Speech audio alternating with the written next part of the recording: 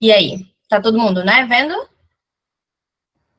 Sim. E, pessoal, liguem as câmeras e participem da aula. A doutora Verônica vai dar a estação, mas é uma estação didática. Hoje e quinta-feira são estações didáticas. Gente, olha, sabe qual a...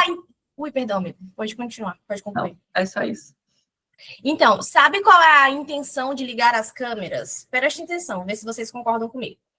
Quando você está com a câmera desligada, às vezes você coloca o pé em cima da mesa, às vezes uma mosca que passa, você para de prestar atenção no que está acontecendo. E quando você está com a câmera ligada, você fica prestando atenção. Por quê? Porque você não quer dar nenhuma gafe aqui, não é isso?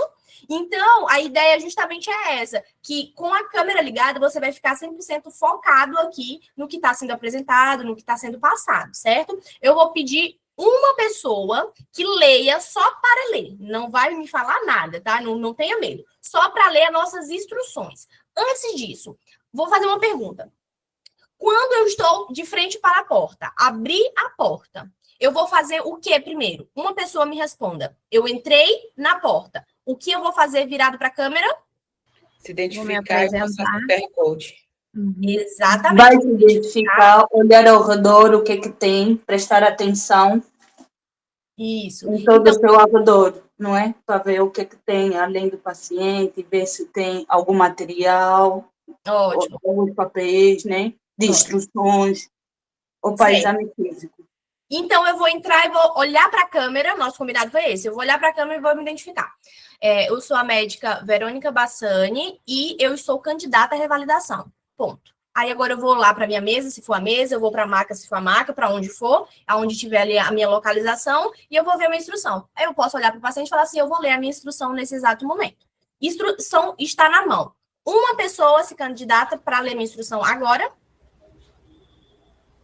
Pode ser eu? Pode sim.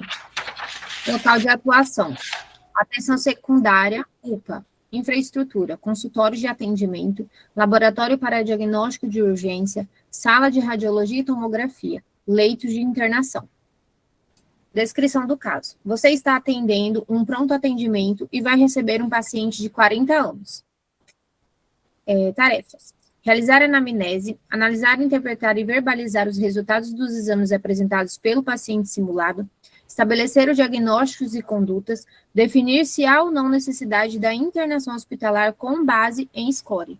Ok. Então, no primeiro momento que a gente tem aqui, a gente tem a nossa instrução. Tudo que a gente tem no momento é isso. Partiu daí. Então, a gente sabe que a gente está numa UPA, a gente sabe que nessa UPA a gente tem consultório, a gente tem para diagnóstico de urgência, temos radiologia e tomografia. Então, se eu precisar de uma radiografia e tomografia, nesse caso, eu vou ter. Aqui já está me falando isso. Eu vou ter. Né? Então, beleza. Então, já assina o sinal de alerta aí. Leitos de internação. Então, se eu precisar internar esse paciente, aqui eu também vou ter. Pronto, isso eu já sei. Então, você está atendendo um pronto atendimento e receber um paciente de 40 anos. Aqui não disse muita coisa. Tem os cards, tem umas descrições que já nos faz pensar. Esse aqui, por enquanto, não. Ele só disse que a gente tem um homem que ele tem 40 anos e foi para atendimento. E nas nossas tarefas está aqui. A gente pode voltar nela quantas vezes quiser. Mas vamos começar. A nossa primeira situação é essa. Ponto. Qual é a primeira pergunta? Qual é a primeira pergunta que eu vou fazer para o meu paciente? Uma pessoa me responda. Depois que eu leio o meu card, o que é que eu vou falar? Boa, no caso agora, né? Boa noite, sou a doutora Paula, vou estar te atendendo hoje. Qual é o seu nome? Aí eu vou dar o nome, idade, profissão e qual o motivo da consulta. Exatamente. Só um minuto que tem gente querendo entrar. Pronto, foi. Ok. Então, beleza. A gente já fez. Então, a gente vai falar aqui. Olá, boa noite. Meu nome é Verônica, eu sou a médica que vai fazer seu atendimento. Qual é o seu nome, a sua idade, sua profissão, seu estado civil e procedência? Pronto. Fiz 5 perguntinhas rápidas. Daí eu vou te responder. Não lembro quem foi que me perguntou, mas eu vou te responder. O meu nome, doutora, ele é Fernando, eu tenho 40 anos, eu sou solteiro e trabalho com coleta de materiais recicláveis. Essa foi a resposta do teu ator. Ok, então a gente sabe que a gente tem um homem de 40 anos, a gente sabe que ele é solteiro, né? Que talvez não me importe nessa estação, mas em outros possa me importar, e que ele trabalha com coleta de materiais recicláveis. Então, eu já posso pensar que essa doença pode ser uma doença ocupacional? Pode. Beleza. Próxima pergunta. O que mais eu vou perguntar para o meu paciente? Eu já identifiquei quem é ele. Agora, o que eu vou perguntar para ele? Próxima pergunta, por favor. Qual o motivo da consulta? O motivo da consulta, ótimo, simples. O motivo da consulta ele vai te dizer agora, ele vai falar assim, doutor, eu vim aqui porque eu estou me sentindo muito cansado e com uma tosse há 5 dias. Beleza, então eu sei que ele está cansado e que ele está com tosse. Pronto, sei que isso. O que eu vou fazer agora com esse motivo de consulta? Perguntar sobre a tosse. Desglossar os sintomas. Perguntar o tempo, as características da tosse, se tem esputo, se é tosse seca, se tem febre, outros sintomas associados, ou se também o paciente tomou alguma medicação. Uhum. Ok, então, beleza, vamos lá montar o nosso raciocínio. Então, primeiro a gente tem um sintoma, esse sintoma é o quê? Tosse, e ele falou também do cansaço. Então, a gente vai investigar. Ô, seu Fernando, quando que iniciou essa tosse? Aí ele vai te responder, ele vai falar assim, doutora, há 5 dias. Então, quando que iniciou essa tosse? A Cláudia falou muito bem. Qual é a característica dessa tosse? Essa tosse, ela tem catarro? Que cor é esse catarro? Essa tosse, ela tem alguma secreção? E essa secreção, ela tem sangue, contém sangue nessa tosse? Então, a gente vai começar a fazer a semiologia. Por isso a importância dos post-itzinhos lá que o Lauro mandou. Por isso a importância de a gente saber a semiologia das coisas. Então, a gente tem que pensar que no motivo de consulta, a gente vai fazer a pergunta do motivo de consulta. Então, se tem febre, eu vou investigar a febre. Se tem dor, eu vou investigar a dor. Se tem tosse, eu vou investigar a tosse. Então, no momento, a gente tem só tosse. Então, eu vou te responder todas as perguntas que a Cláudia fez. Cláudia, a minha tosse, ela começou há 5 dias. E deixa eu ver mais alguma pergunta que você fez. Em relação à tosse, ela não tem características, não fala de características, então eu nego características. Ela só falou isso. Ah, a Cláudia perguntou várias coisas, e as outras? Não consta aqui para mim, como ator. Ok. Ponto. Pesquisamos a tosse. Então, a gente só sabe que a tosse, ela começou há 5 dias. O que mais eu posso perguntar dessa tosse que seria interessante? Da tosse. Se ela tem sono, Horário de se ela predomínio. tem prevalência de horário. Ótimo. Também não tem no meu script isso. Isso, se ela acompanha falta de ar.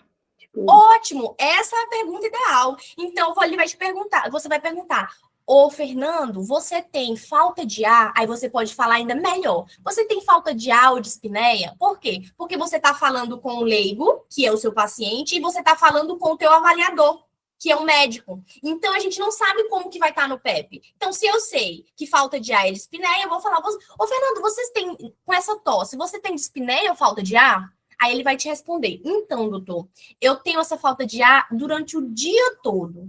Ah, então o Fernando tem tosse e o Fernando tem falta de ar. Aí eu poderia fazer uma semiologia da dispneia? Lógico, eu posso fazer. Perguntar se essa dispneia, ela foi acompanhada da tosse, se ela é antes ou depois.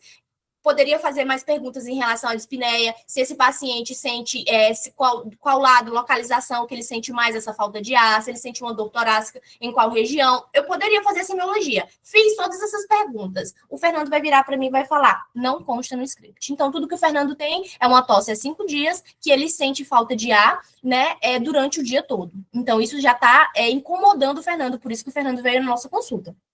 Ok, beleza. Qual outra pergunta que eu posso fazer? A gente já fez a semiologia da tosse do paciente. Então, qual outra pergunta que eu posso fazer nesse exato momento? O que vocês acham?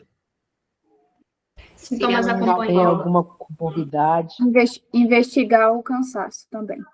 Pronto, poderíamos investigar o cansaço. Fernando, quando iniciou esse teu cansaço, ele foi junto da tosse, ele foi antes da tosse? Você sentiu esse cansaço, essa astenia? Você vai falando, né? Esse cansaço, essa astenia, já vai falando das duas formas ali. Esse cansaço, essa astenia, ela começou quando? Ela tem evoluído? Você tem piorado? Tem algum fator de melhora ou piora quando você descansa, você melhora? Ou você continua esse cansaço? A gente poderia fazer a semiologia também. Ok, tá certo. O Fernando ia te responder, não consta no meu script. Então, o Fernando não tem isso. Não, aliás, o Fernando não tem essa resposta para te dar. Ok. Daí, alguém falou sintomas acompanhantes. Ótimo. Agora é a hora dos sintomas acompanhantes. Fernando, você tem alguns sintomas acompanhantes? Quais sintomas pertinentes, a gente tem que pensar isso, pertinente à tosse, à dispneia e o cansaço do meu paciente? Então, qual sintoma eu poderia perguntar? Dor torácica. Febre, perda de peso. Febre. Sudorese noturna. Sudorese noturna, ok. Porque todo mundo já tá pensando ali na tuberculose, não é isso? Então, beleza, todo mundo tá tendo aquele raciocínio legal. Então, beleza, perguntei para ele. O senhor, fora esse sintoma que o senhor apresentou, o senhor teve perda de peso, o senhor teve febre, o senhor teve calafrios, ou à noite o senhor sentiu suado, acordou de manhã molhado. São todos sintomas acompanhantes? Tá aparecendo para todo mundo, gente? Tá, né? Sim. São todos sintomas acompanhantes que é pertinente ao caso do nosso paciente, né? Beleza. Vamos ver se ele tem alguma coisa aqui para relatar para vocês. Ele não tem nenhum desses sintomas que vocês me perguntaram. Deixa eu ver. Ok. Não tenho esses sintomas que você me apresentaram. Outra pergunta que eu possa fazer pro Fernando. Você tem alguma patologia associada? Pressão alta, diabetes, colesterol? Ótimo. Então, Fernando...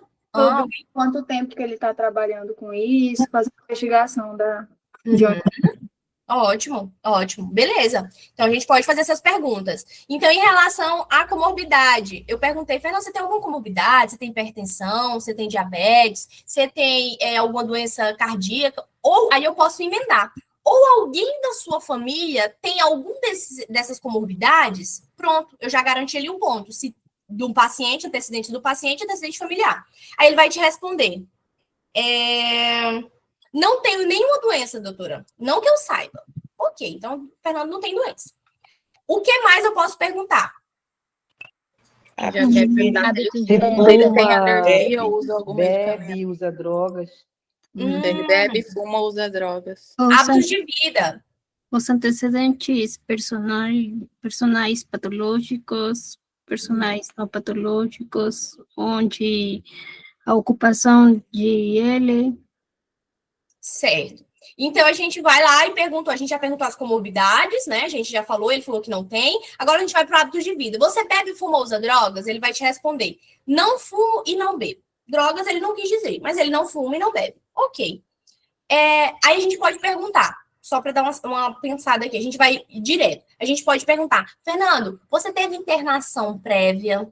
Fernando, você teve cirurgias prévias? Você fez uso de medicação? Você está sentindo, né, essa fraqueza, essa tosse? Você usa alguma medicação? Aí ele vai te responder, nunca fui internado, não tomo remédio nenhum e não fiz nenhuma cirurgia. Ok. Beleza. Tem alergias, Fernando? Também não tenho alergia, doutora. Faz medicação de uso contínuo, Fernando? Não faço medicação. Então, ele não faz medicação de uso contínuo e não usou nenhuma medicação para a sintomatologia dele. Ok, então, beleza. A gente já perguntou bastante coisa. Vocês acham que tem mais alguma coisa para perguntar?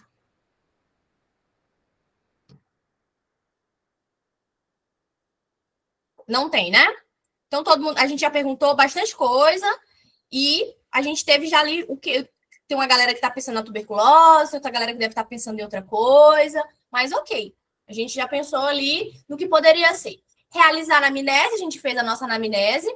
Analisar, interpretar e verbalizar os resultados dos exames apresentados pelo paciente. Bom, o que a gente vai fazer? A gente voltou na nossa tarefa e a gente viu que a gente não fez. O que a gente vai fazer agora? O que seria, não primordial, mas em primeiro lugar, que a gente pediria agora para o Fernando? O básico.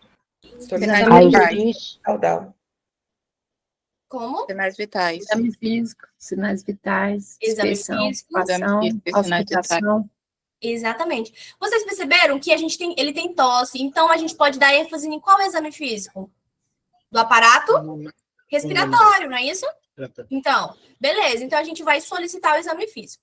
Aqui nessa tarefa, ela veio um pouco confusa, né, do que a gente fala em solicitar ou realizar. Geralmente, por exemplo, aqui ele poderia ter vindo um caso que ele poderia falar assim, ele já veio de outro médico e ele trouxe os exames, e aí a segunda daria certo, analisar, interpretar e verbalizar. E eu ia solicitar esses exames que ele trouxe. Daria exatamente isso, porque a instrução, ela é exatamente isso, a interpretação, certo? Se você não tem que brigar com isso, você tem que pensar na interpretação. Se aqui falasse realizar, a gente iria realizar especificando cada um que a gente iria falar. Aqui não fala verbalizar e nem fala solicitar. Então, se ele quisesse que a gente realizasse, ele iria falar realizar. Mas ele está falando analisar. Então, a gente vai ver e a gente vai analisar esses exames. Então, eu solicito o exame físico do meu paciente, céfalo-caudal, eu solicito o exame do meu paciente com enfoque, né, ausculta, inspeção, palpação e percussão do aparato respiratório do meu paciente, eu solicito os sinais vitais do meu paciente. Ponto. É isso que eu queria saber, eu quero sinais vitais, porque lá eu vou ver todos os sinais vitais, né? E aí, analisar, saber, tem que pedir antes. Alguém responde aí, que eu não entendi a pergunta, os meninos. Tá, e daí eu vou analisar esses exames, porque eu não tenho eles, então eu tenho que solicitar. Se eu tivesse eles, eu iria só analisar, mas eu não tenho. A gente não tem nada aqui na nossa mão, não temos nenhum card aqui na nossa mão. Então, a gente vai solicitar. Então, eu solicitei meu exame físico e os meus sinais vitais do meu paciente. Ok, já foi me liberado. Card. Então, a gente tem sinais vitais no PA dentro da normalidade, uma frequência cardíaca dentro da normalidade, frequência respiratória está um pouquinho ali elevada, a temperatura de 38. Ah, Fernando, o senhor está com febre. O senhor está com febre, senhor Fernando. Eu posso, nesse exato momento, já fazer a medicação dele. Eu falo assim, ó, eu vou administrar em você um antitérmico, pode ser uma dipirona, tá? Para baixar essa febre. Porque eu não sei se eu vou conseguir chegar lá no final, no diagnóstico e tratamento desse paciente. E isso é com certeza que vai ter ali. Beleza. A sua saturação está ali dentro da normalidade, né? Um pouco, né? Está no padrão normal. O exame físico, a gente se encontra em um bom estado geral, corado, hidratado, cianótico, aniquitério. Seu exame físico está bom estado geral. Sua ausculta respiratória, estertores crepitantes em terço superior do hemitórax direito.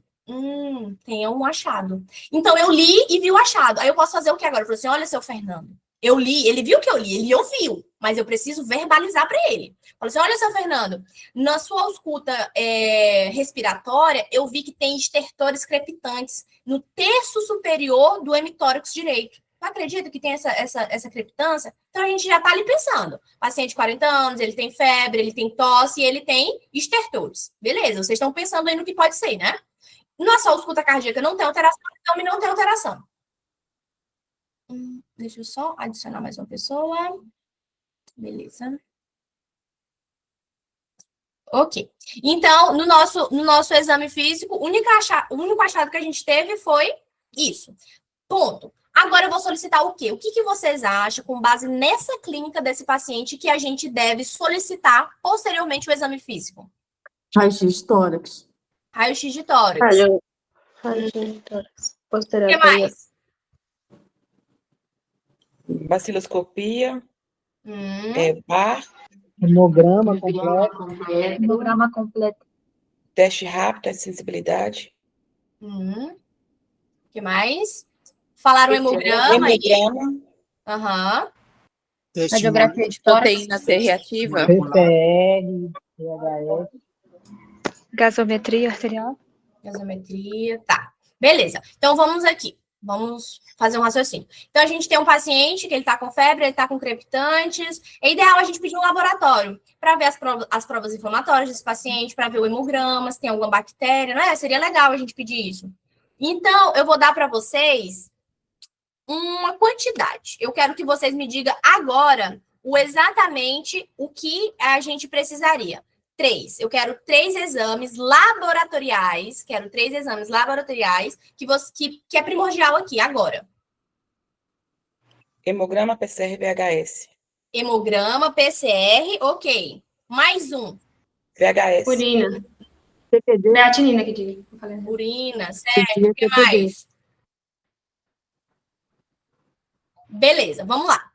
Então, para esse paciente aqui, tá certo. Eu pedi urina, ok. A gente pode até pedir urina para descartar uma infecção urinária ali, mas não de fato para esse. Falei errado, eu queria dizer creatinina. Mas não de fato para esse diagnóstico aqui. Tá ok. Vamos lá. Olha o que tem de laboratório pra gente.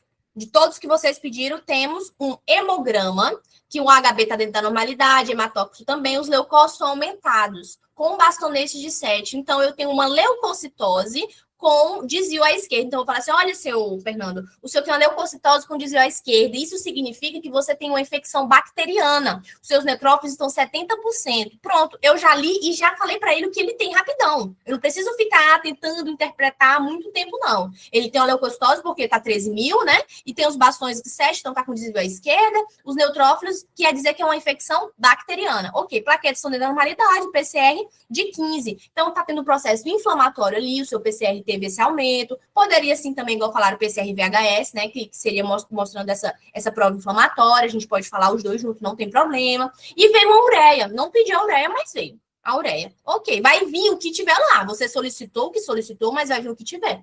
E na ureia eu vejo que está de 40. Está dentro da normalidade, né? Tá ali. Dirige-se à câmera e verbaliza os achados técnicos do exame. Então, a gente falou que ele tem uma leucocitose com desvio à esquerda, com PCR elevado, um PCR aumentado. Então, ok. Próximo exame que falaram foi uma radiografia de tórax. Tá aqui a radiografia de tórax. Dirige-se à câmera e verbalize os achados do exame técnico. Alguém se disponibiliza a falar os achados aqui? O que acha que tem? Tem consolidação, com certeza. Consolidação. Sim. Uhum. Como você falaria nessa imagem? Nick, né, que falou? Como você falaria? Ai, meu Deus, eu acho que eu falaria que tem consolidação no lobo superior à direita. Isso, e a gente pode usar, inclusive, até nosso exame físico, crepitantes em terço superior do hemitórax direito. Então, eu vejo aqui que tem uma consolidação no hemitórax direito, na parte superior, beleza? Então, a gente já usou até um exame físico ali para ajudar a gente nessa imagem. Mesmo que eu não soubesse ali, meu Deus, o que é direito, o que é esquerda aqui, eu não sei se esse paciente está de frente, se esse paciente está de trás, tem aqui a pontinha no coração nos dizendo, né, que aqui é o lado direito. E se eu não soubesse? A gente voltasse lá no exame físico, a gente via onde é que estavam os crepitantes. Beleza? Então, a gente aqui já viu a radiografia de tórax. Para a gente fazer esse diagnóstico, qual é o diagnóstico do nosso caso? Pneumonia. Pneumonia adquirida na comunidade. Muito bem. Pneumonia adquirida na comunidade. Nome e sobrenome. Beleza, pneumonia adquirida na comunidade. Para esse diagnóstico, eu precisaria ou não da radiografia de tórax? Não. Não precisaria da radiografia de tórax, mas lá tinha, solicitei, tinha. Ok, pedi, ok. Beleza. Pronto, a gente chegou no nosso diagnóstico de pneumonia adquirida na comunidade. E agora? Aí ele tem umas perguntinhas. Então, você já falou dos exames para ele, você já falou da sua radiografia para ele, você já explicou tudo para ele. Só que ele é bicho teimoso, né? Ele fala assim, doutora, mas a senhora tem certeza do que tem? Aí você vai virar para ele e falar, sim, eu tenho certeza. A sua clínica ela é compatível com uma pneumonia adquirida na comunidade. Eu vou precisar ficar internado? E aí, esse paciente vai precisar ou não ficar internado? Depende. Do CURB 65. Do CURB. Depende, ok. E aí, como é que eu vou saber? CURB 65. Isso. E aí, vocês já fizeram o CURB 65 aí? Para me dizer se ele vai ficar ou não internado? Tratamento ambulatorial. É ambulatório. Tá, então vamos lá. Já falaram do CURB 65, então a gente tem confusão mental. Esse paciente não apresenta confusão mental, né? Ureia. A ureia precisa ser maior que o quê? Maior que 50. O nosso paciente tem uma ureia de 40. 40. Exatamente. A gente precisa da respiração, né? Maior que 32. Nosso paciente tem uma respiração de 23. Então, esse paciente já não pontua. Ele precisa ter maior que 65 anos. Um dos critérios, lógico. Ele precisa ter 65 anos. Nosso paciente tem 40 Mas anos. ele tem risco social, não tem? Qual? Ele é trabalhador de... Sim. Eu pensei que ele fosse morador de rua, não é? Tá. Ele estava aqui para vocês. Ele é trabalhador de reciclado, se eu não me engano. Isso. Enfim, então ele não pontuou nenhum ponto aqui no nosso campo. Então, eu interno ou não? Não. Não interno. Então, qual é o tratamento desse paciente? Porque como eu vou passar, olha, o seu diagnóstico é de pneumonia adquirida na comunidade. Aí ele vai falar assim, doutor, eu vou tratar como? Então, se eu não vou ser internado, qual é a medicação que o senhor vai me passar? Qual é o tratamento? Amoxicilina. Associar com... Ele tem comorbidade? Não tem nenhuma comorbidade. Então é só... Não é amoxicilina. Tá. Então, se eu soubesse, vamos supor que eu sou fera aqui da farmácia, né? Então, se eu soubesse todas as medicações possíveis, eu posso citar? Eu posso. Olha, o senhor poderia usar, e a gente iniciar a amoxicilina somente, como o senhor não fez uso de medicação recente nenhuma, então talvez o senhor não seja resistente, então a gente vai usar a amoxicilina de inicial. Se ele já tivesse tomado alguma medicação anteriormente, algum antibiótico anteriormente, a gente poderia associar o clavulanato nessa medicação. O senhor poderia, se fosse uma pneumonia atípica, a gente poderia dar um macrólido para o senhor, somente o macrólido, né? Se a gente tivesse, lógico, uma cultura ali. A gente poderia usar, se esse paciente fosse muito resistente ou ele tivesse alguma comorbidade, ele fosse um idoso, a gente poderia usar levofloxacino. Beleza. Então, você vai usar, vamos aqui colocar para esse paciente, você vai usar a amoxicilina, 500 miligramas, de 12 em 12 horas, por 7 a 10 dias. Ok. É o que eu sei. A única coisa que eu lembro é de amoxicilina, não lembro a miligrama, não. Então eu lembro que é de 7 a 10 dias, então você vai usar via oral, entendeu? Então, você vai ter que especificar tudo que você sabe, tudo que precisa ser falado. Beleza. Então, a gente já fez o tratamento. Ok, vamos ver o nosso PEP. Tá todo mundo conseguindo ver o PEP aí? Deixa eu aumentar aqui um pouquinho. Então, cumprimenta o paciente simulado, se apresenta adequado e se realizar as duas é 0,25. Então, a gente já ganhou aí um pontinho só por nos apresentar e perguntar, né, do paciente. Então, questiona sobre a automedicação, a gente perguntou se ele tomava alguma medicação ou se ele tinha tomado recentemente, né, se ele já fazia o uso. Então, já vai mais um pontinho. Questiona antecedentes pessoais. Então, se teve hospitalização prévia, se fez uso de antibiótico recente. Muito importante para esse caso. Questiona antecedentes pessoais, doenças crônicas, sobre doenças crônicas, no caso, a gente fez também essa pergunta, se ele tinha alguma comorbidade. Solicitar, e geralmente eles colocam aqui doenças crônicas e especificam quais doenças crônicas. Então, sempre que perguntar, comorbidade, hipertensão, diabetes, tudo que vier na sua cabeça. Se ele teve asma, ele estava com tosse, se ele tinha asma, se ele era um paciente asmático, também é importante perguntar. Então, solicitar exames laboratoriais e radiografia. Esse PEP, cara, foi muito bonzinho. Geralmente vem laboratórios. Se você solicitou hemograma, se você solicitou ureia, se você solicitou urina, o que tiver de exame, ele vai colocar lá. E se você vai pontuar, se você tiver feito a quantidade que ele quiser. Então, esse PEP foi muito bonzinho. Não vão achando que vai ser sempre assim, tá? Então, radiografia de tórax, se a gente solicitou os dois, a gente pontua cheio. Interpretar o hemograma, que apresenta leucocitose com desvio à esquerda. Importantíssimo a gente falar leucocitose com desvio à esquerda quando tiver, não só leucocitose. Interpretar a radiografia de tórax e descrever a consolidação em hemitórax direito no lobo superior. Ok. Informar o paciente o diagnóstico de pneumonia adquirida na comunidade. Ou, ele foi bonzinho ainda, ou pneumonia bacteriana. Se eu falasse alguma dessas duas formas, eu pontuaria.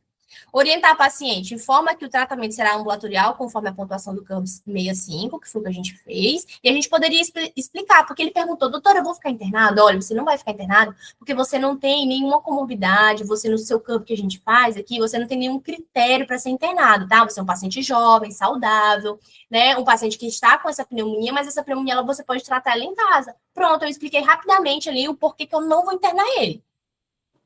Prescrever amoxicilina com clavulanato ou azitromicina, macrólido isoladamente. Pronto, olha. Nem precisou falar aí quantos dias, miligramas, mas a gente tem que aprender. Não é porque nesse não tem que a gente não tem que saber, não. Dipirona ou paracetamol. Vocês viram que lá no começo eu já dei dipirona para ele, o antitérmico? Então, se eu não conseguir chegar nem no diagnóstico, aqui não tem pontuação, acho que com o meu aqui, mas se eu não chegasse nem no diagnóstico e nem no tratamento, aqui tem aqui, ó, dipirona, paracetamol pontuável. Fechou? Aí aqui no final a gente vai mandar esse documento para vocês, mas aqui no final eu tenho a descrição do ator, tudo que vocês me perguntaram tá aqui, tá ok? Uhum. Beleza. O que vocês acharam? Acharam muito difícil ou foi tranquilo? Esse foi tranquilo. Eu gostei. Pode falar, Paula. Quando ele perguntou se você tinha certeza do diagnóstico dele, como que a gente deve responder?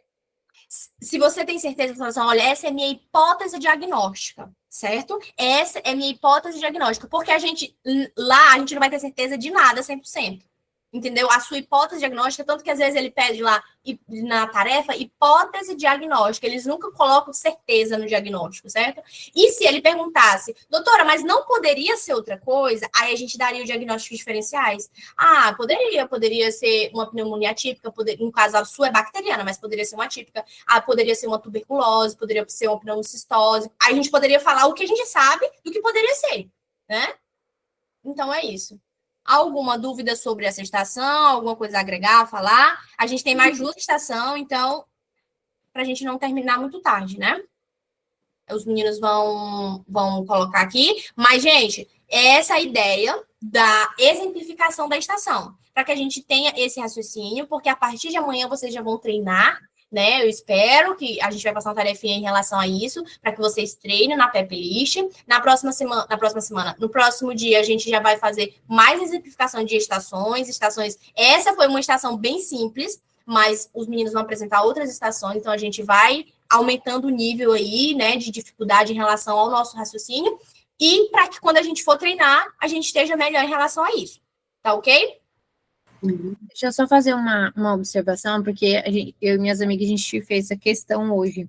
E deu muita agonia, porque tudo que a gente perguntava, nada consta. Falava, gente, para onde que eu vou? O que eu vou fazer? Foi dando um desespero, porque a gente achava que era uma coisa, daqui a pouco, sei lá, que não é mais essa coisa, outra, meu Deus, para onde que eu vou? Então, assim, eu não sei na hora, se tiver um nada consta, como vai ser a reação, né? Eu quero dar um exemplo, numa estação de insônia, que você nunca fez anamnese de insônia. Você chega lá no dia, o paciente está com insônia, você pergunta, ele não tem nada, entendeu? E no final, simplesmente, eu olhei assim e falei, o senhor está com insônia, entendeu? Tipo assim, então, geralmente vai cair ali uma queixa que a gente não tem decorado na cabeça. Mas aí eles queriam simplesmente, você costuma dormir quantas horas por dia, entendeu? Pergunta o que vier na sua cabeça ali para tentar acertar alguma coisa. Mas imagina só, e geralmente eles colocam pensando nisso mesmo, entendeu? Uma queixa que você nem imagina que poderia cair. Insônia. Aí do nada todo mundo já assustou. Eu pensei em várias coisas, não era nada. Nada constava, eu juro para você, nada constava ali. E exatamente, quando tiver essa questão de nada não consta no checklist, não tem, então assim, vocês têm que saber, tipo assim, lógico, se você estiver fugindo da estação, você tem que voltar para a estação. Agora, se você tiver no raciocínio ali, você não, cara, é isso, é a pneumonia mesmo que não consta, ele tá com a clínica de pneumonia, você tá pontuando, entendeu? Você tá pontuando porque, geralmente, às vezes não consta pro teu ator, mas no teu checklist consta, certo? Outra coisa, a Cici falou uma coisa, sempre olhar a tarefa. Exatamente, o Marcos está respondendo. Sempre voltam. Verônica, volta a sua tela aí, compartilhamento, para os meninos verem uma coisa que eu acho que ninguém prestou atenção. Nessa estação, por mais que não consta, tem a tosse, e na última tarefa consta uma coisa que, inclusive, vocês não podiam nem pensar em tuberculose. Volta lá, na primeira folha, nas tarefas. Lê lá, a tarefa número 4.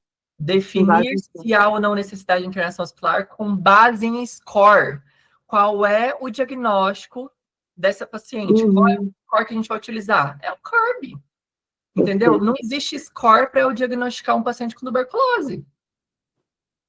Eu sei que muitas pessoas pensaram nessa situação de tuberculose, mas olha, o item 4, ele me contou que eu preciso fazer uma internação ou não embasado em um score. Qual que vem na minha cabeça? O CORB 65, entendeu? Então, na dúvida, voltem várias e várias vezes nas tarefas. Essa folha tá lá na mesa de vocês, entendeu? E se for no PEP List, vai estar lá o tempo inteiro nos 10 minutos de estação.